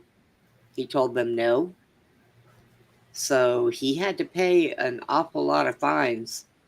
They threatened his license, but he was he's such a good doctor that probably wouldn't have even worked out, because he could have started his own little thing and been just fine. So that's why I will not give this doctor up. I don't care. He's young, but he likes natural stuff.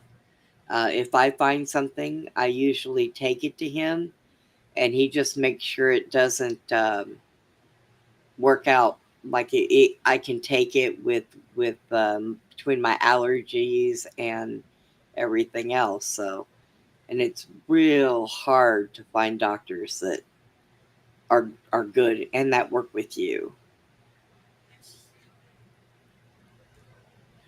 Who wanted to admit you, Jason? Oh, I was one of those.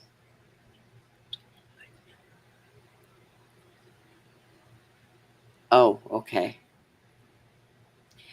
Yep. I don't know, guys. I think that they try to kill us, I think. I feel like people... Wait, if you tell them what? It's... Yeah.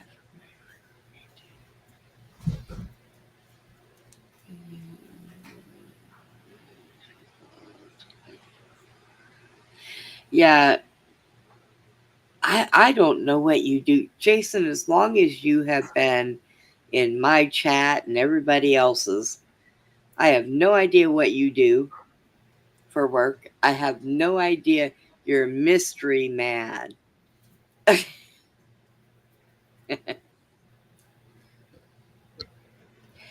Yeah, Cynthia, I think so. I think they try hard. That's what they do. I am your friend, Jason. Always. You're a clown. You come over to my show, you make us bust up laughing. We can't help it. Are you a comedian, Jason? Is that what you do for a living? Because that would be awesome.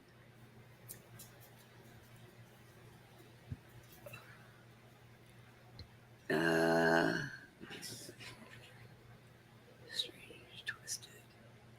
Yeah, they were Lauren, they were like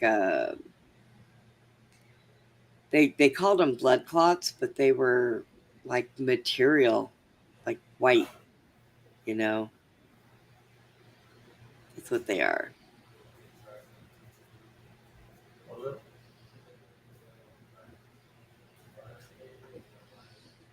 Oh, you're a filmmaker, Jason? Well, no wonder why you know so much about cameras and stuff. I should have put two and two together. Yeah. All right.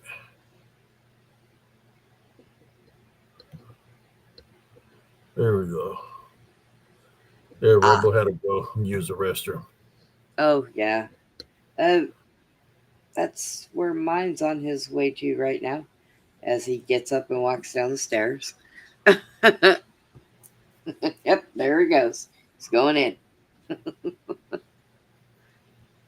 It must be nice. You just, you know, he's so silly. But yeah,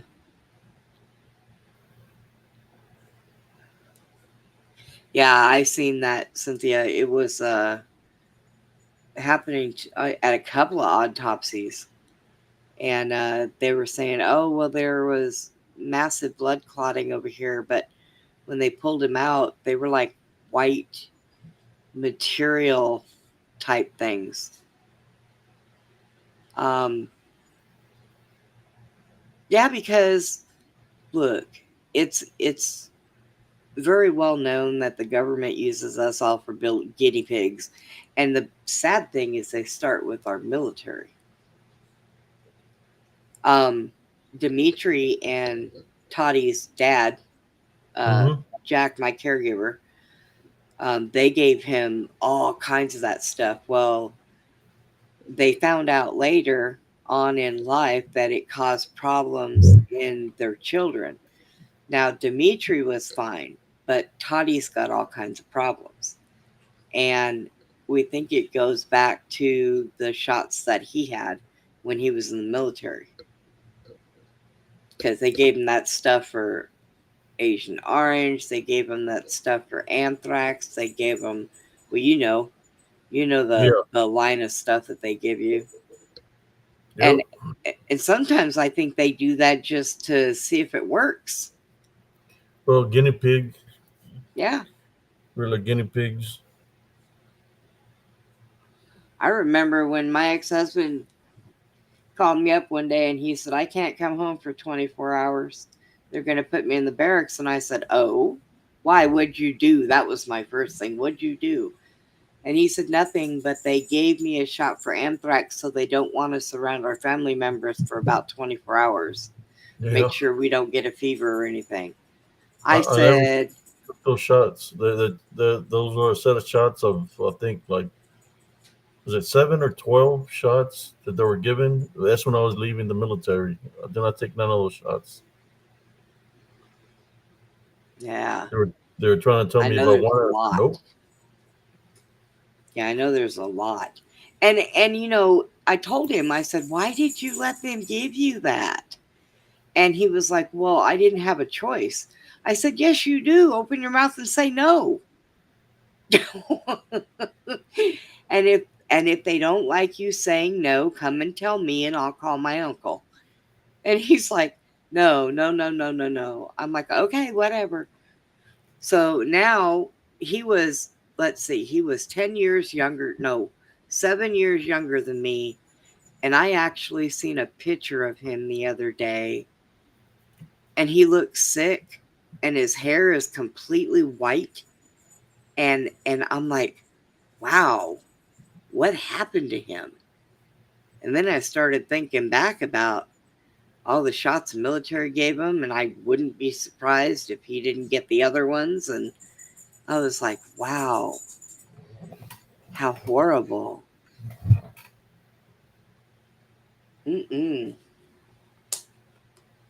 Got Shade Right King in the house. How you doing, Shade Right King? Yeah. Hey, Shade. Yeah, they would make us take all kinds of shots during when I went out there during Operation Desert Storm. A lot of shots. I don't know. Yeah. Make us take pills. They were giving us pills that the NBC sergeant was giving us. Nuclear biological chemical sergeant was giving us. Oh, God. You figure that one. Yeah. I took one pill and I had red dots all over my body, and I had a high fever, was feeling dizzy, had diarrhea, and I didn't take any more of those. I would throw them in the sand. So when the first sergeant would come in and check my, show him that I'm taking them every day, but I was throwing them in the sand. Right. let the camel spiders eat them. But oh yeah, Top, I'm taking them, and I show them the thing where they were missing. Yeah. Yeah. I guinea pigs. That's all it is. You're like, "You're not bushing me." At that time, I was just I think it was a private for PFCCS. I said, "No, I'm not bushing you. I'm taking them." So, okay, good soldier. Yeah, right.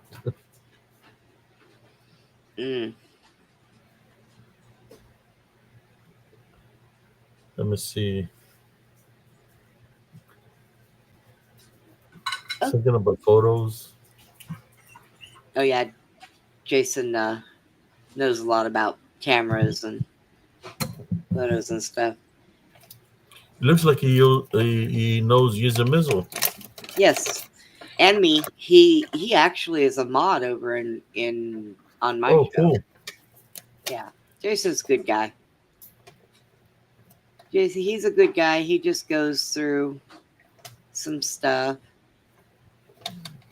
So Little phases. yeah. But we all go through things like that. Oh yeah. I just thank God that I'm able to get back on track with my workouts, and I'm able to do my workouts because I had been slacking on that, and I don't know it's just part of me that makes me who I am is having my workout regimen with me. Right.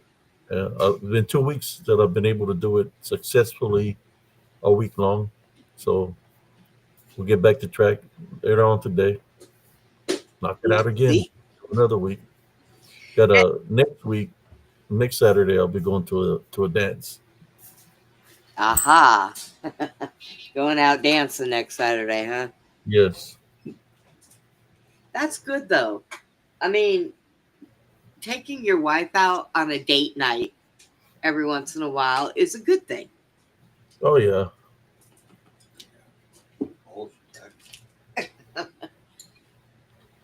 We got a Lauren Hurd. How you doing, Sister Lauren?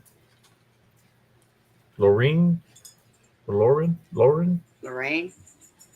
Lorraine? Lauren? Lauren. I think it's Lauren.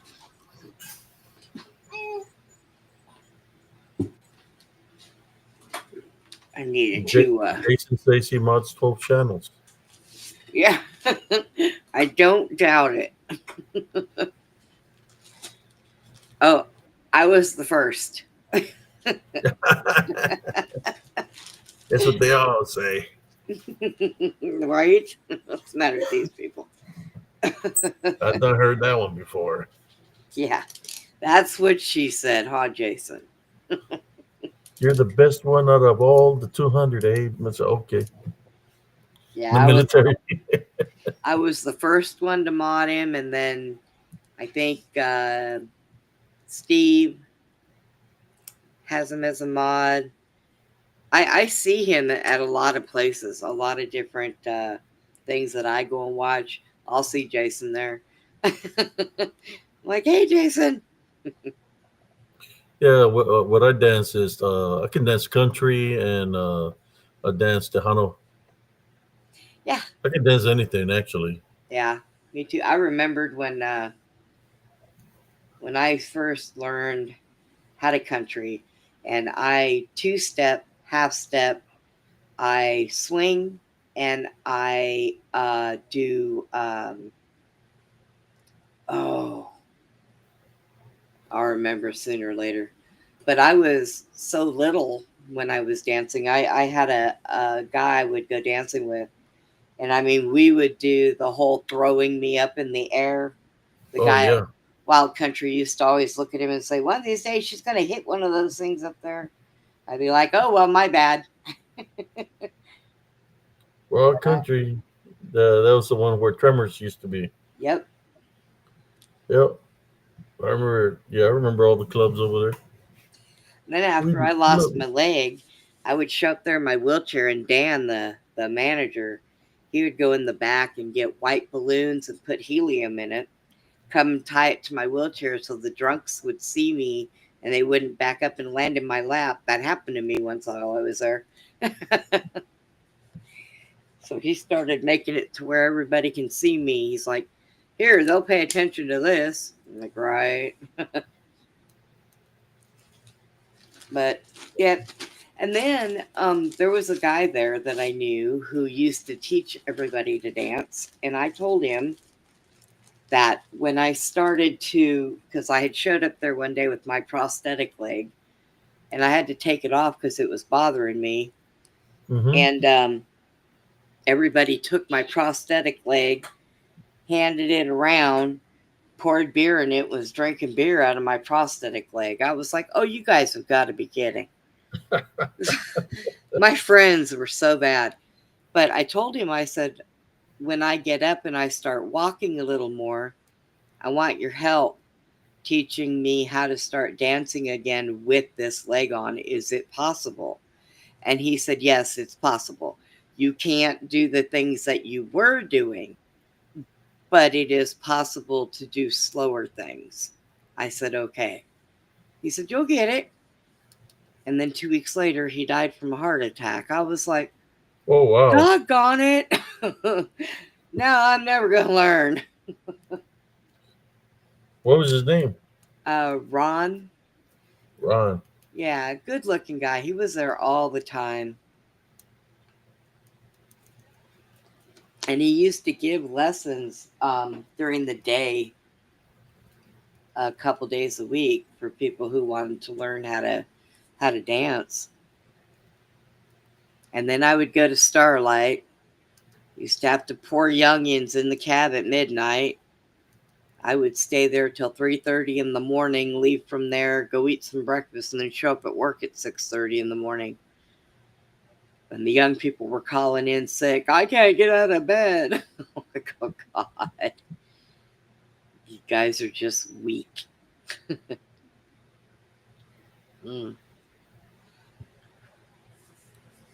Yeah, I do miss it, though. I would tell you, going out and going dancing is a pretty good form of exercise. I also Oh, yeah. heard cleaning house is also, and I thought about it and I was like, yeah, because you're constantly stretching and bending and scrubbing the floors and kneeling and getting back up and running around the house. So I guess cleaning house would be a good form of exercise too. So yeah, I was small and I stayed so small for so long till this thyroid went out, and it really screwed me up. So now I don't eat any bread. If I'm gonna have a sandwich, I use the sun-dried tomato wraps. And I have to watch everything that I'm putting in my mouth. I was given some exercises to do in my chair, so I just started that. So hopefully, it'll work.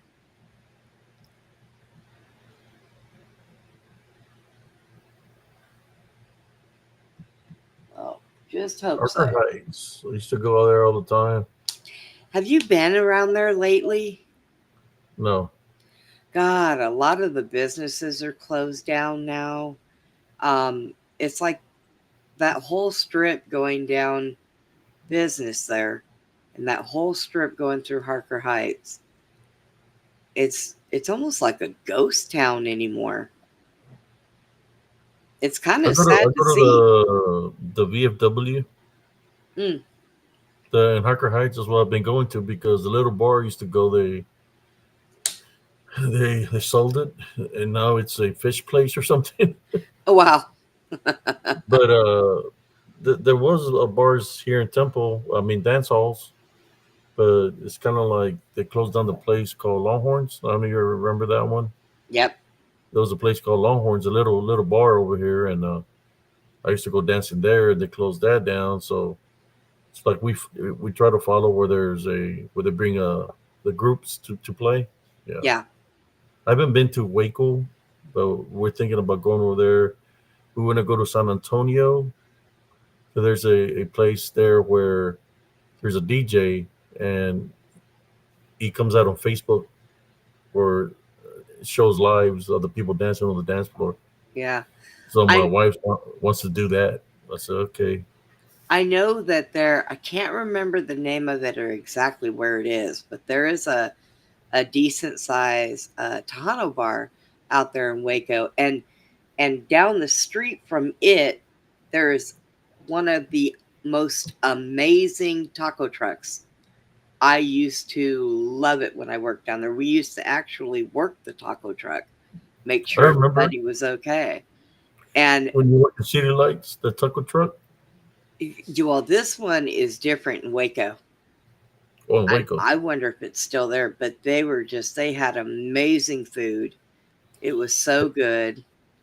Do we have? There's a couple of taco trucks here. Well, there's a lot of taco trucks everywhere here, but they're parked everywhere. It's just the tacos, the mini tacos they call them, are more expensive now. Street tacos. Yeah. They raised the prices on them.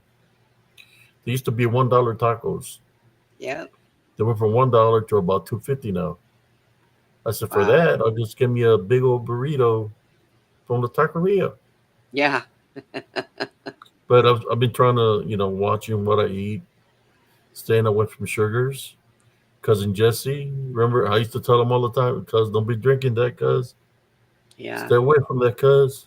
The Yahoo. I What was usually it? Is it Yahoos. Yahoo? He would drink the little Yahoos and Oh he no. was drinking those big old jugs of soda. And I said, cuz, Oh drink no. no sugar. But drink water. When he first started having problems with his eyes, Yeah. I wanted to ask him, have you checked your sugar? Because I know when my sugar is high, my eyesight is out the window. I have to sit with my face up against my computer screen to be able to see what the chat says. Okay. Mm-hmm. And I was going to ask him that, and I never got a chance to ask him.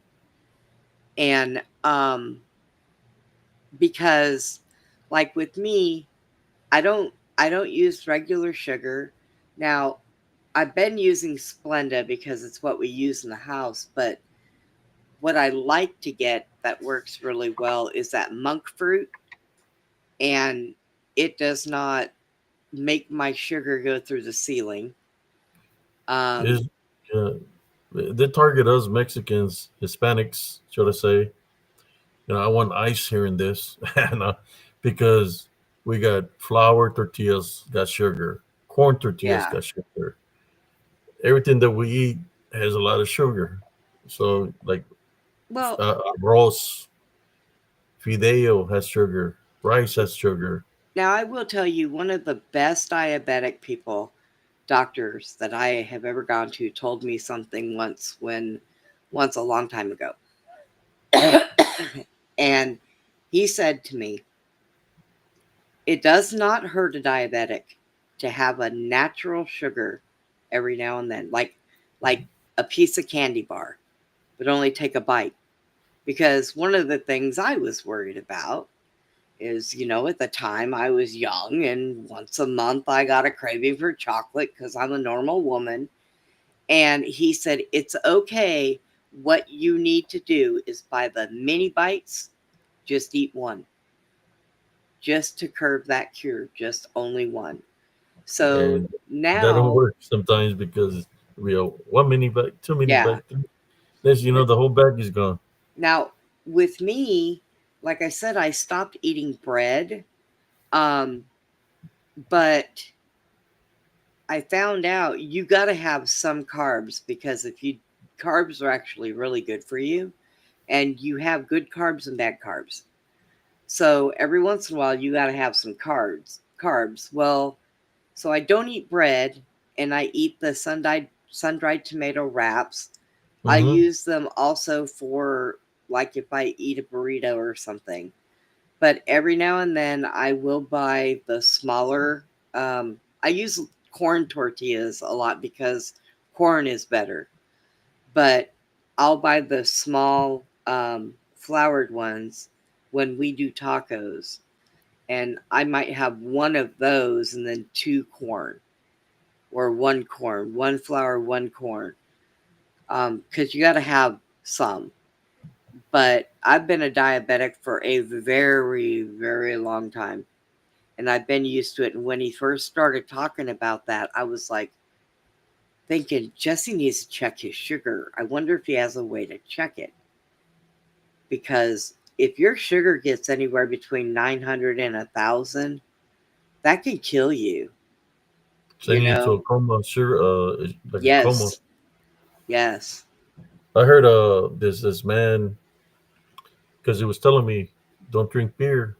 Beer has sugar in it too. Yes. He said his wife had diabetes, and she was out. They were dancing. She was drinking beer and liquor, Yep. And where they were dancing, you had one of those. What you're talking about? Yeah. One of those sugar comas, and she never woke up. Right. All alcohol turns to sugar in your system. Ramen.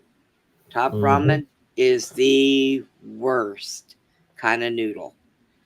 My doctor told me that if you want to make a food that has noodle in it, get it from the Oriental section. Eat the Oriental ones because those are made from rice. They're not made like, regular noodles. Yes. I'm like, okay.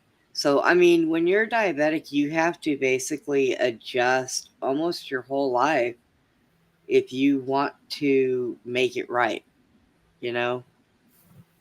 And I'll cheat every once in a while. I'm not going to sit here. I don't drink sodas anymore. I haven't drank sodas forever. No, I haven't. I haven't either.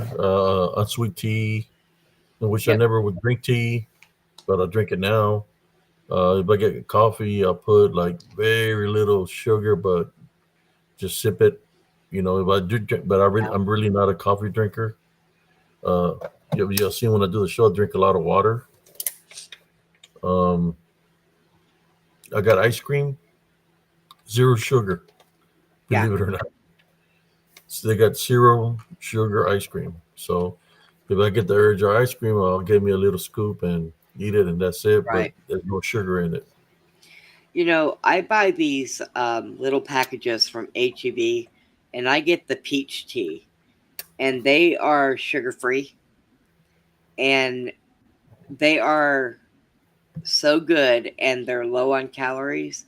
And they come in these packages where you get like the bottle of water and you pour one of the packages into the bottle of water, shake it up, and they're really good. I can't even tell that they're sugar free.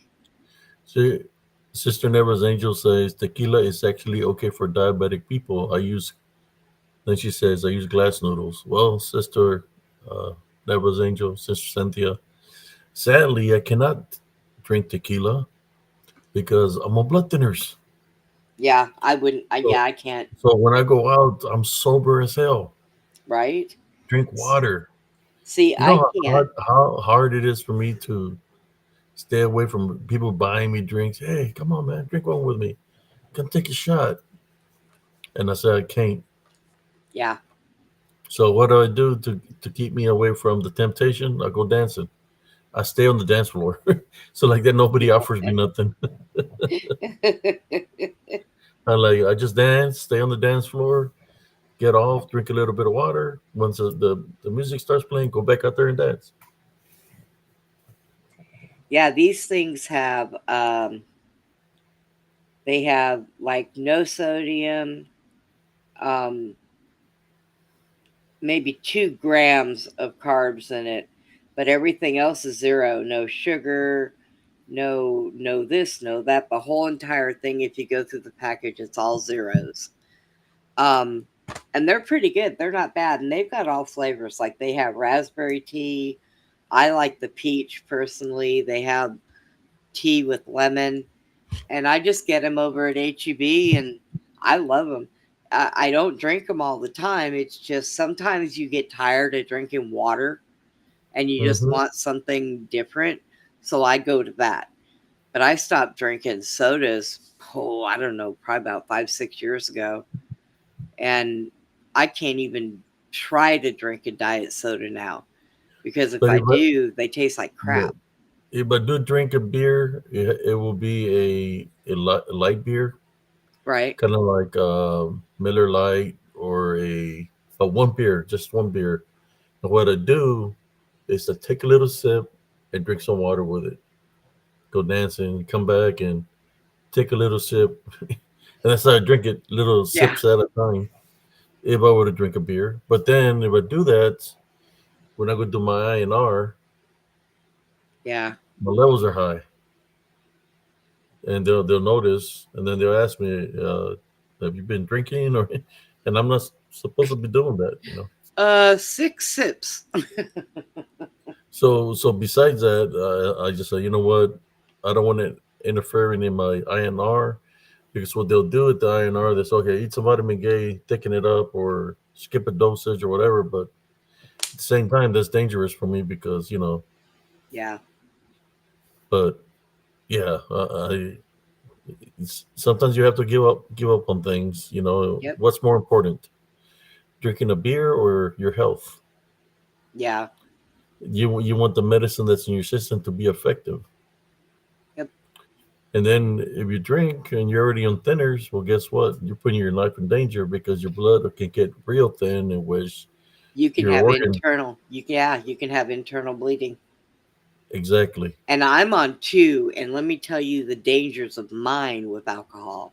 Not only am I on one that makes my blood thin, but I am also on Xarelto so that my blood doesn't clot. Oh So wow. if Yeah. I had alcohol, yeah, it would probably cause internal bleeding.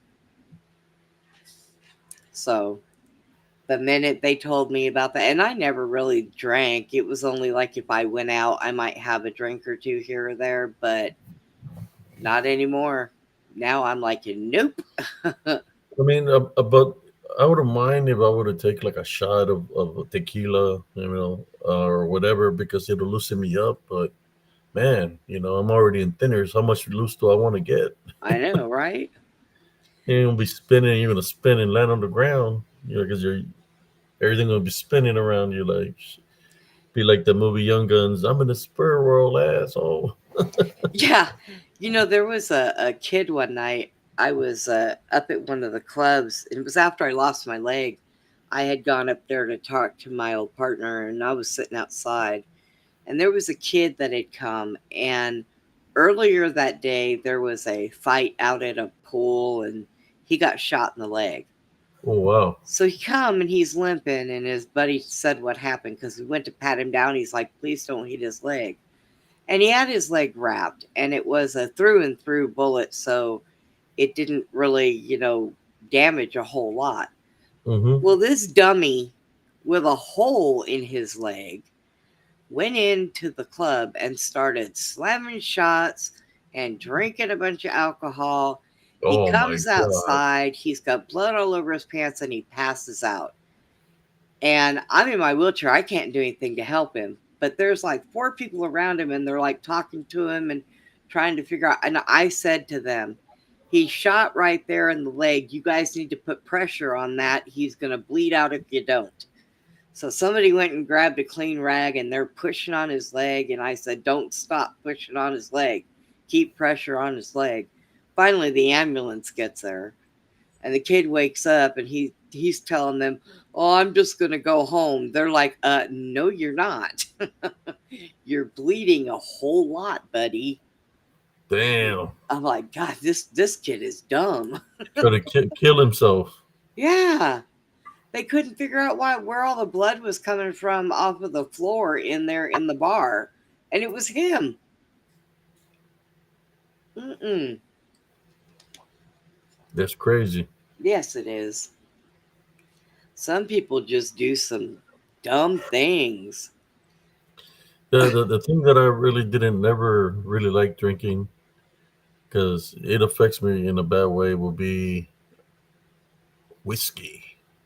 Oh, yeah. Me and whiskey don't mix. Whiskey, it messes me up. I can drink the hell out of tequila, Right.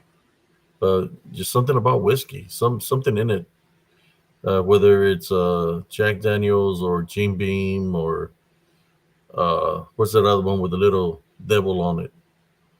The spicy The Fireball? Fireball. Yeah, there's something in there, some ingredient in there that is just don't mix with me.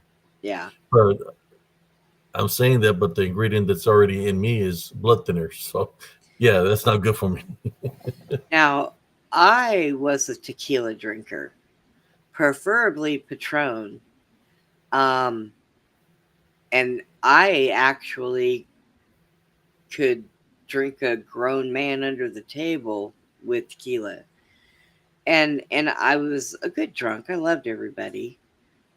I lost my clothes a couple times, but Wow. but I would go home and not figure out where the heck the outfit was I was wearing, and I'd be going home in some man's big large shirt and not even know who it belonged to. I'd go back to the club the next day and find my bra hanging from the ceiling fan. God, And I'm over here going, what did I do? And even the owner of the bar was like, well, if you don't remember, I'm not telling you. And I was like, oh my God. But now the only problem with tequila is if somebody did something to set me off,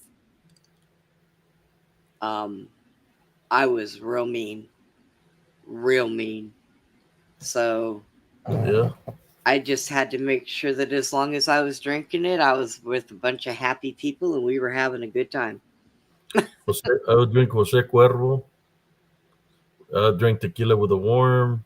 Yep. I drink the Patron. Any tequila I've drunken.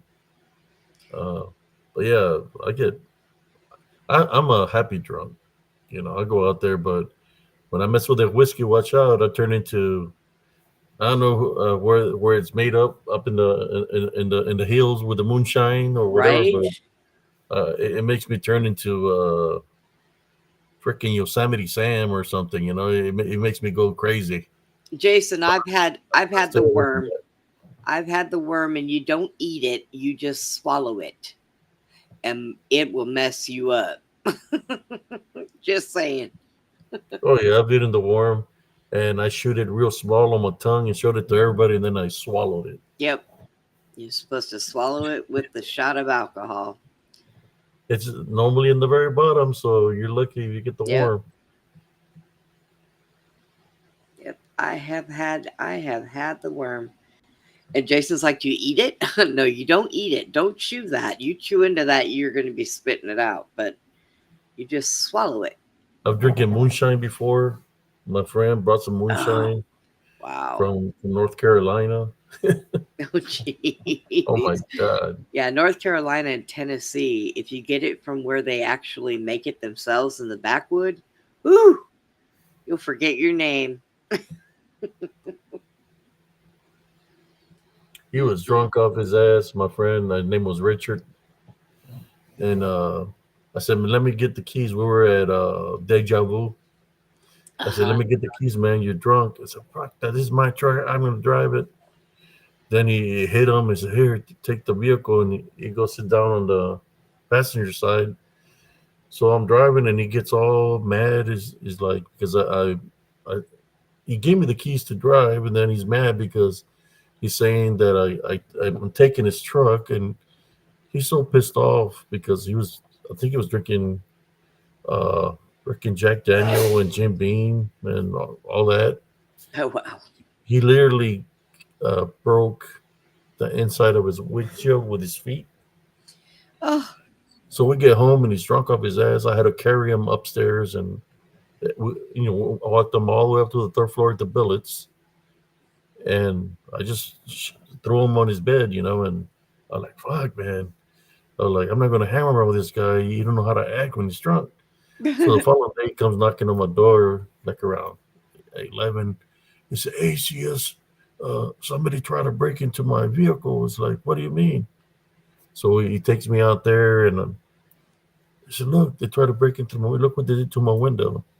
And I just look at him, and he said, I already filed a police report. And I'm like, man, if you only knew it was you that did that. yeah. He filed a police report that somebody broke his windshield. So I think at that time when you would do that, the Fort Hood would reimburse you. Right. Yeah. But it was him that did it. Wow. It was crazy. He drank he was from the mountains. Name was Franklin. Last name was Franklin.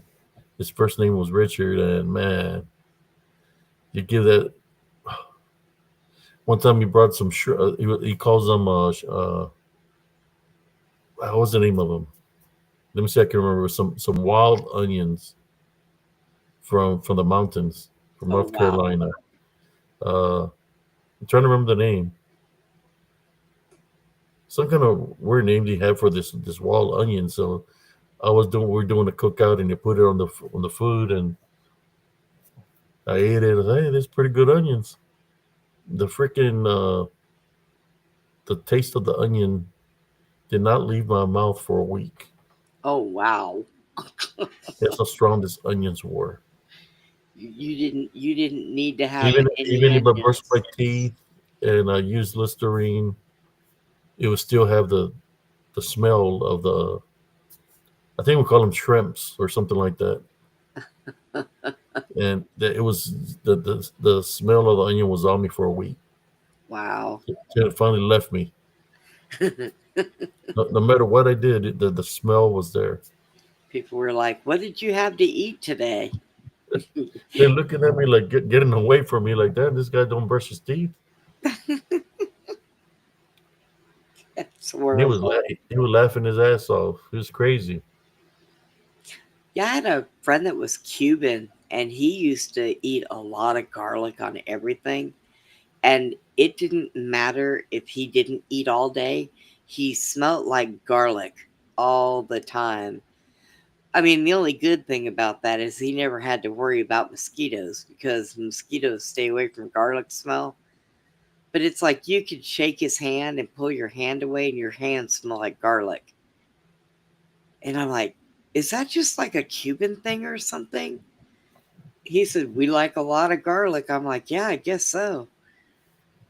So, ooh, you smell him coming around the corner before he even gets there. I smell garlic. Oh, Leon's here. Dang.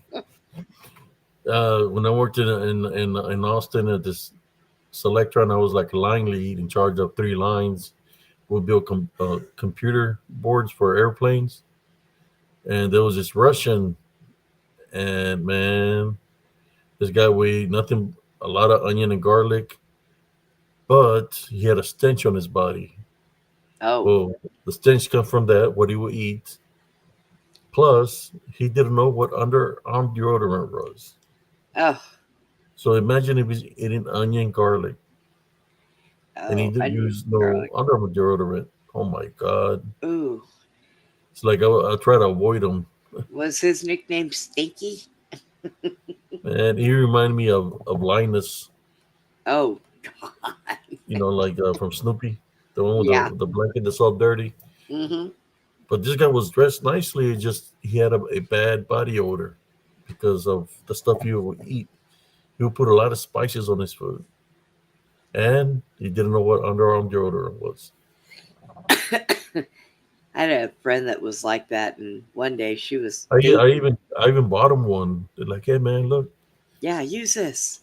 He's You're not supposed to looking eat at it this. You're like supposed to what use is it. this? I had a friend that was like that, and this guy she was dating, one day I told him, I said, hey, do me a favor. He said, what? I said, can you tell her to put on some deodorant or something? Body spray, something. I said, doesn't that bother you? He goes, no. He goes, it doesn't bother me because I haven't been able to smell anything for years. I lost my Oh my sense of smell. I said, oh, well, then never mind. You guys are a perfect couple. Perfect couple. It's like, geez. He's like, in my country, women love the way I smell. Golly. And he always wore a sweater too. Mm. I was like, he was like, hey. Yo, I'm like like 10 feet away from him. Hey, what's up, man? Can you give me some more of this? I said, yeah, I got you. I'll give it to somebody else. Hey, can you take him this? They'll get up and go take it. I try to avoid him because he had a nasty armpit smell, man. It's like, Mm-mm. Yeah. it's when I worked in Selectron in Austin. After I got out of the military, I worked there for about 2 years and left, or a year and a half, because it was always firing people. And I said, man, I don't want to be treated that way. So says it is. I'm driving all the way over here, only getting paid a certain amount of money, and it's like screw this job. But they never made me full time, so I left. Yeah. Well, I am glad that Jesse is home. and that he's doing pretty good. I know he said the last time he was on, he said he was up and walking. I'm Yes, glad. I'm glad. That's pretty awesome. he's doing I think therapy. He started doing Yeah. therapy. I couldn't. They wanted to send me to do therapy after my stroke, but they were talking about the place they were putting me was going to take my whole check. Well, I had a roommate and I had to pitch in money. And I was like, I really do not want to go to a rehab. I said, first of all, if you put me in a place with a bunch of gray haired people, I'm going to break out. I'm going to open my window and take my wheelchair and run away. So they thought, well, go home. So the rehab that I did at home, I didn't have anybody to help me. I did it on my own. And the hardest thing, because I was in a coma for 30 days, my muscle in that leg had depleted. I mean, my leg looked like nothing but a bone when I got out of that hospital. Oh wow. So I had to build that muscle back up. I could not stand up on my own for a while. And I would lay in bed and I would push at the bottom of the bed and put pressure on it and, do it myself. I was doing it myself, but I know how hard it is. Trust me, I know. And I had told Gilbert, I said, look, get a hold of Jesse. Tell him that he can get a hold of me anytime. If he needs any advice, if he needs any help, if he needs anything. Because I just went through all that 4 years ago. So I know where he's coming from, And tell him not to get discouraged. Keep his head up. Yeah, he can do it. It's Mhm. within him. He's pretty strong mentally. Cousin Jesse's always been, Yeah. and I know the training that he used to do, that he can implement it and focus on that, and he can do it. It's just so many, like I said, temptations for us Hispanic people. So many Mexican restaurants and different foods, but we got to do what we got to do to protect our vessel. I know I'm doing the best that I can. I'm trying to lose some weight and stuff like that. Yeah. And I think, but the only thing that I'm doing is staying away from the burritos. Not like I eat burritos every day. It's just when I do eat, I'll eat my burrito, but I'll eat like shrimp in it, like a shrimp burrito, Right. something, or uh, like a maybe a fajita burrito. No, but I'm staying away from the rice. Yeah. I go to Taco Bueno, and Taco Bueno. I get bean. Now I will tell you this: refried beans. Yeah, they got lard. Might not be good for you on that aspect, but they do not raise your sugar. When I got real sick at one time when I was a diabetic and I was younger, they had me change everything. So on the way to work, I used to have to stop and get something to eat. So I would go to Taco Bell and get a bean burrito. And I would notice that my sugar would barely change. So when I go to Taco Casa, that's what I get. I just get a bean burrito, because I Is that don't. the place where they make the fresh tortillas? I know. I think it's called Rosita's. Yes. No. That's the one down here by the highway. This one's up on Fort Hood Street. I Mhm. think the other one is there's one in Waco, but they're called Taco Casa. And you get very large portions for, for food, and they stuff your burritos. They don't chinch out on it. Yeah, Never's Angel says we left her today on the phone. I would be there for him. We left at his beard and hair. He is going to be laughing with me. LOL. Was his hair standing up? But he don't be asking for no Scooby snacks, do we? I told him that the other night in the chat. I told him I'm keeping his Scooby snacks for him. He started laughing. Yeah, I'm Yeah. gonna text you, Jason. What happened, Jason? Oh, yeah. Matter of fact, Jason, most of the people in this chat are in Texas.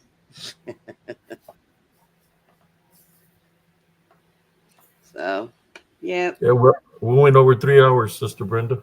Mm, Time flies when you're having a good time, yeah. and we haven't even drank a single drink. We're just talking away. Yeah. See, people can go to a bar and sit and have conversations without drinking alcohol. And still have a good time. Yep. It's the way that works. What seems cool? I never been, but seems cool. Oh, who's that? Somebody named Phil Prado. Oh, he said, is there a way to call in? Uh, we have open mic nights on Tuesdays and Thursdays, Phil. What's going on? Yeah. Are you okay? This is the first time I see Phil here. Yeah, that's the first time I've seen you. I thought he was Phil Donahue. Phil Prado. So he must be Hispanic. Phil Prado. I Sounds don't like, know. I don't think I've ever seen him in here before. yeah, first time. Ow, ow. My hair is getting way too long. But the power of prayer is important for everything that we do. Oh, Even, yes. I pray before I do a workout, and I pray if my workouts are successful. I pray every day, and I pray at the end of the week, thanking the Heavenly Father for allowing me to be able to do the workouts. You know, if I go dancing and have a good time dancing, I thank the Heavenly Father for allowing me to be able to go dancing. You know. Yep. And it is. It's exercise, Abe. It's some good exercise. The first time you do it, your body's yelling at you because you used muscles that you didn't know you had. So, Phil said, I'm here. Yeah, we see you. What's going on, Phil? Phil Yeah. Prado? Where are you from?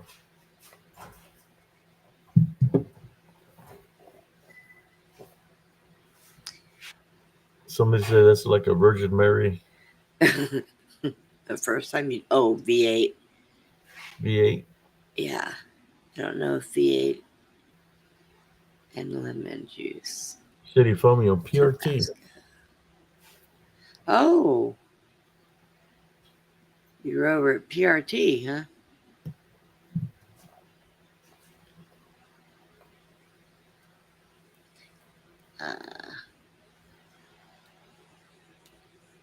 Let's see.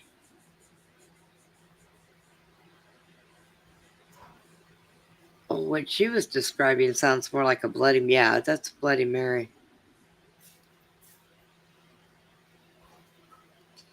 I think I remember him in the chat there. Oh, okay, Andres.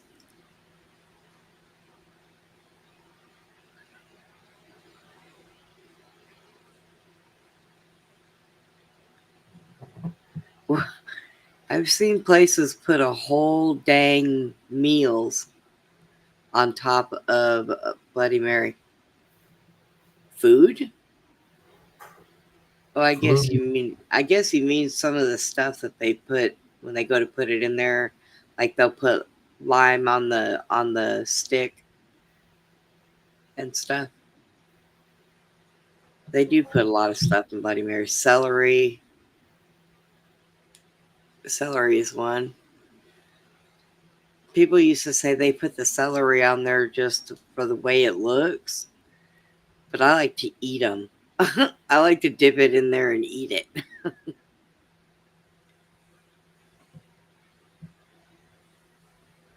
Oh, wow.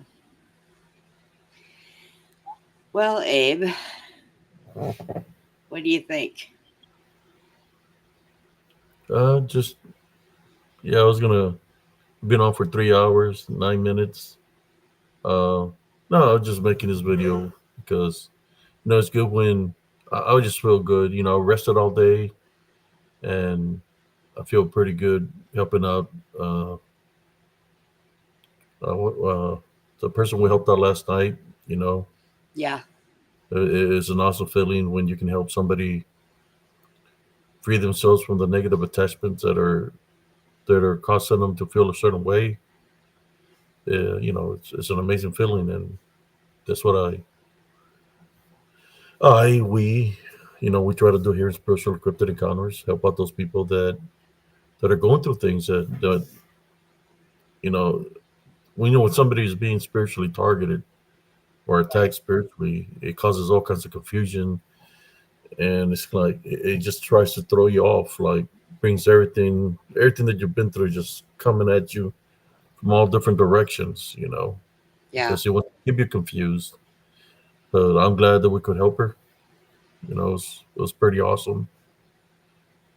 Yeah. She seems like a very sweet person. Yes. Yeah. So, what do you think, Sister Brenda? Um, I don't know. I think I Yeah. might, Call it a night. yeah, I might have to. Yeah, we did a pretty good show, 3 hours and 11 minutes. Yeah. Anyway, we get some more rest and see what we do for Monday. I know when you were saying that Jack had to go to work, I was going to tell Jack work's overrated. Yeah, he does a lot of sometimes like goes from day to night, so he alternates shifts. Oh man, that's bad. I But hate when that happens. he was on for a little bit because he had to go to sleep. Yeah. He just wanted to join the prayer that we did for Nellie Turner. Yeah. Hopefully she feels better. But Yeah. thank you, Sister Brenda, for jumping on here with me. Is there anything you would like to say to the chat? Mm, To well, Jason, I hope you're feeling better. Maddie, make sure that you let Nellie know that we're all pulling for her. And I guess you guys have a good rest of the morning or night, whatever you're going to do. But thank you, Jason. I mean, thank you, Abe. Jason just popped up on there saying you're thanks. welcome. Thank you, Abe, for having me up. And it's been fun. And I will let you do what you're going to do. Okay, All right. thank you. See you later. Have a good night. You too. Bye bye. Bye. There you go, brothers and sisters. Prado. Open mic nights on Tuesdays and Thursdays. That's when we have open mic nights. We prayed for assisting Sister Nellie Turner at the beginning of the show. Uh, the power of prayer is powerful, brothers and sisters. I pray for Sister Nellie and for all the members of PRT, for the household. We prayed here, me, my brother, and Sister Brenda. We jumped, and that's how we started the show, the prayer we did.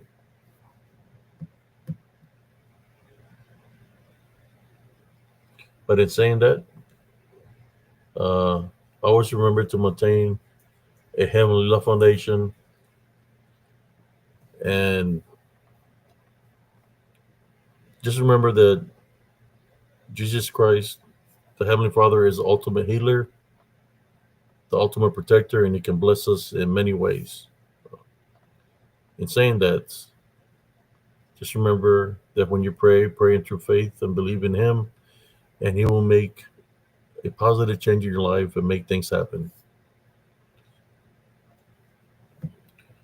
And saying that, thank you again to the moderators, Sister Brenda, my bro Jack, and for tuning into Spiritual Encrypted Encounters. We'll be going live Monday at around 11 p.m. Central Time. And saying that, good night, everybody. God bless you. Love, light, and blessings to every single one of y'all. Tell your loved ones I love you. Make sure you tell them I love you daily. It's very important because that's what we need to hear. So many things happening in this world. We need to hear I love you. So I love y'all just like I know you love me. God bless y'all and good night. This is Brother Abe Cias, Saran Cias, signing off on Spiritual Encrypted Encounters. Peace out, everybody.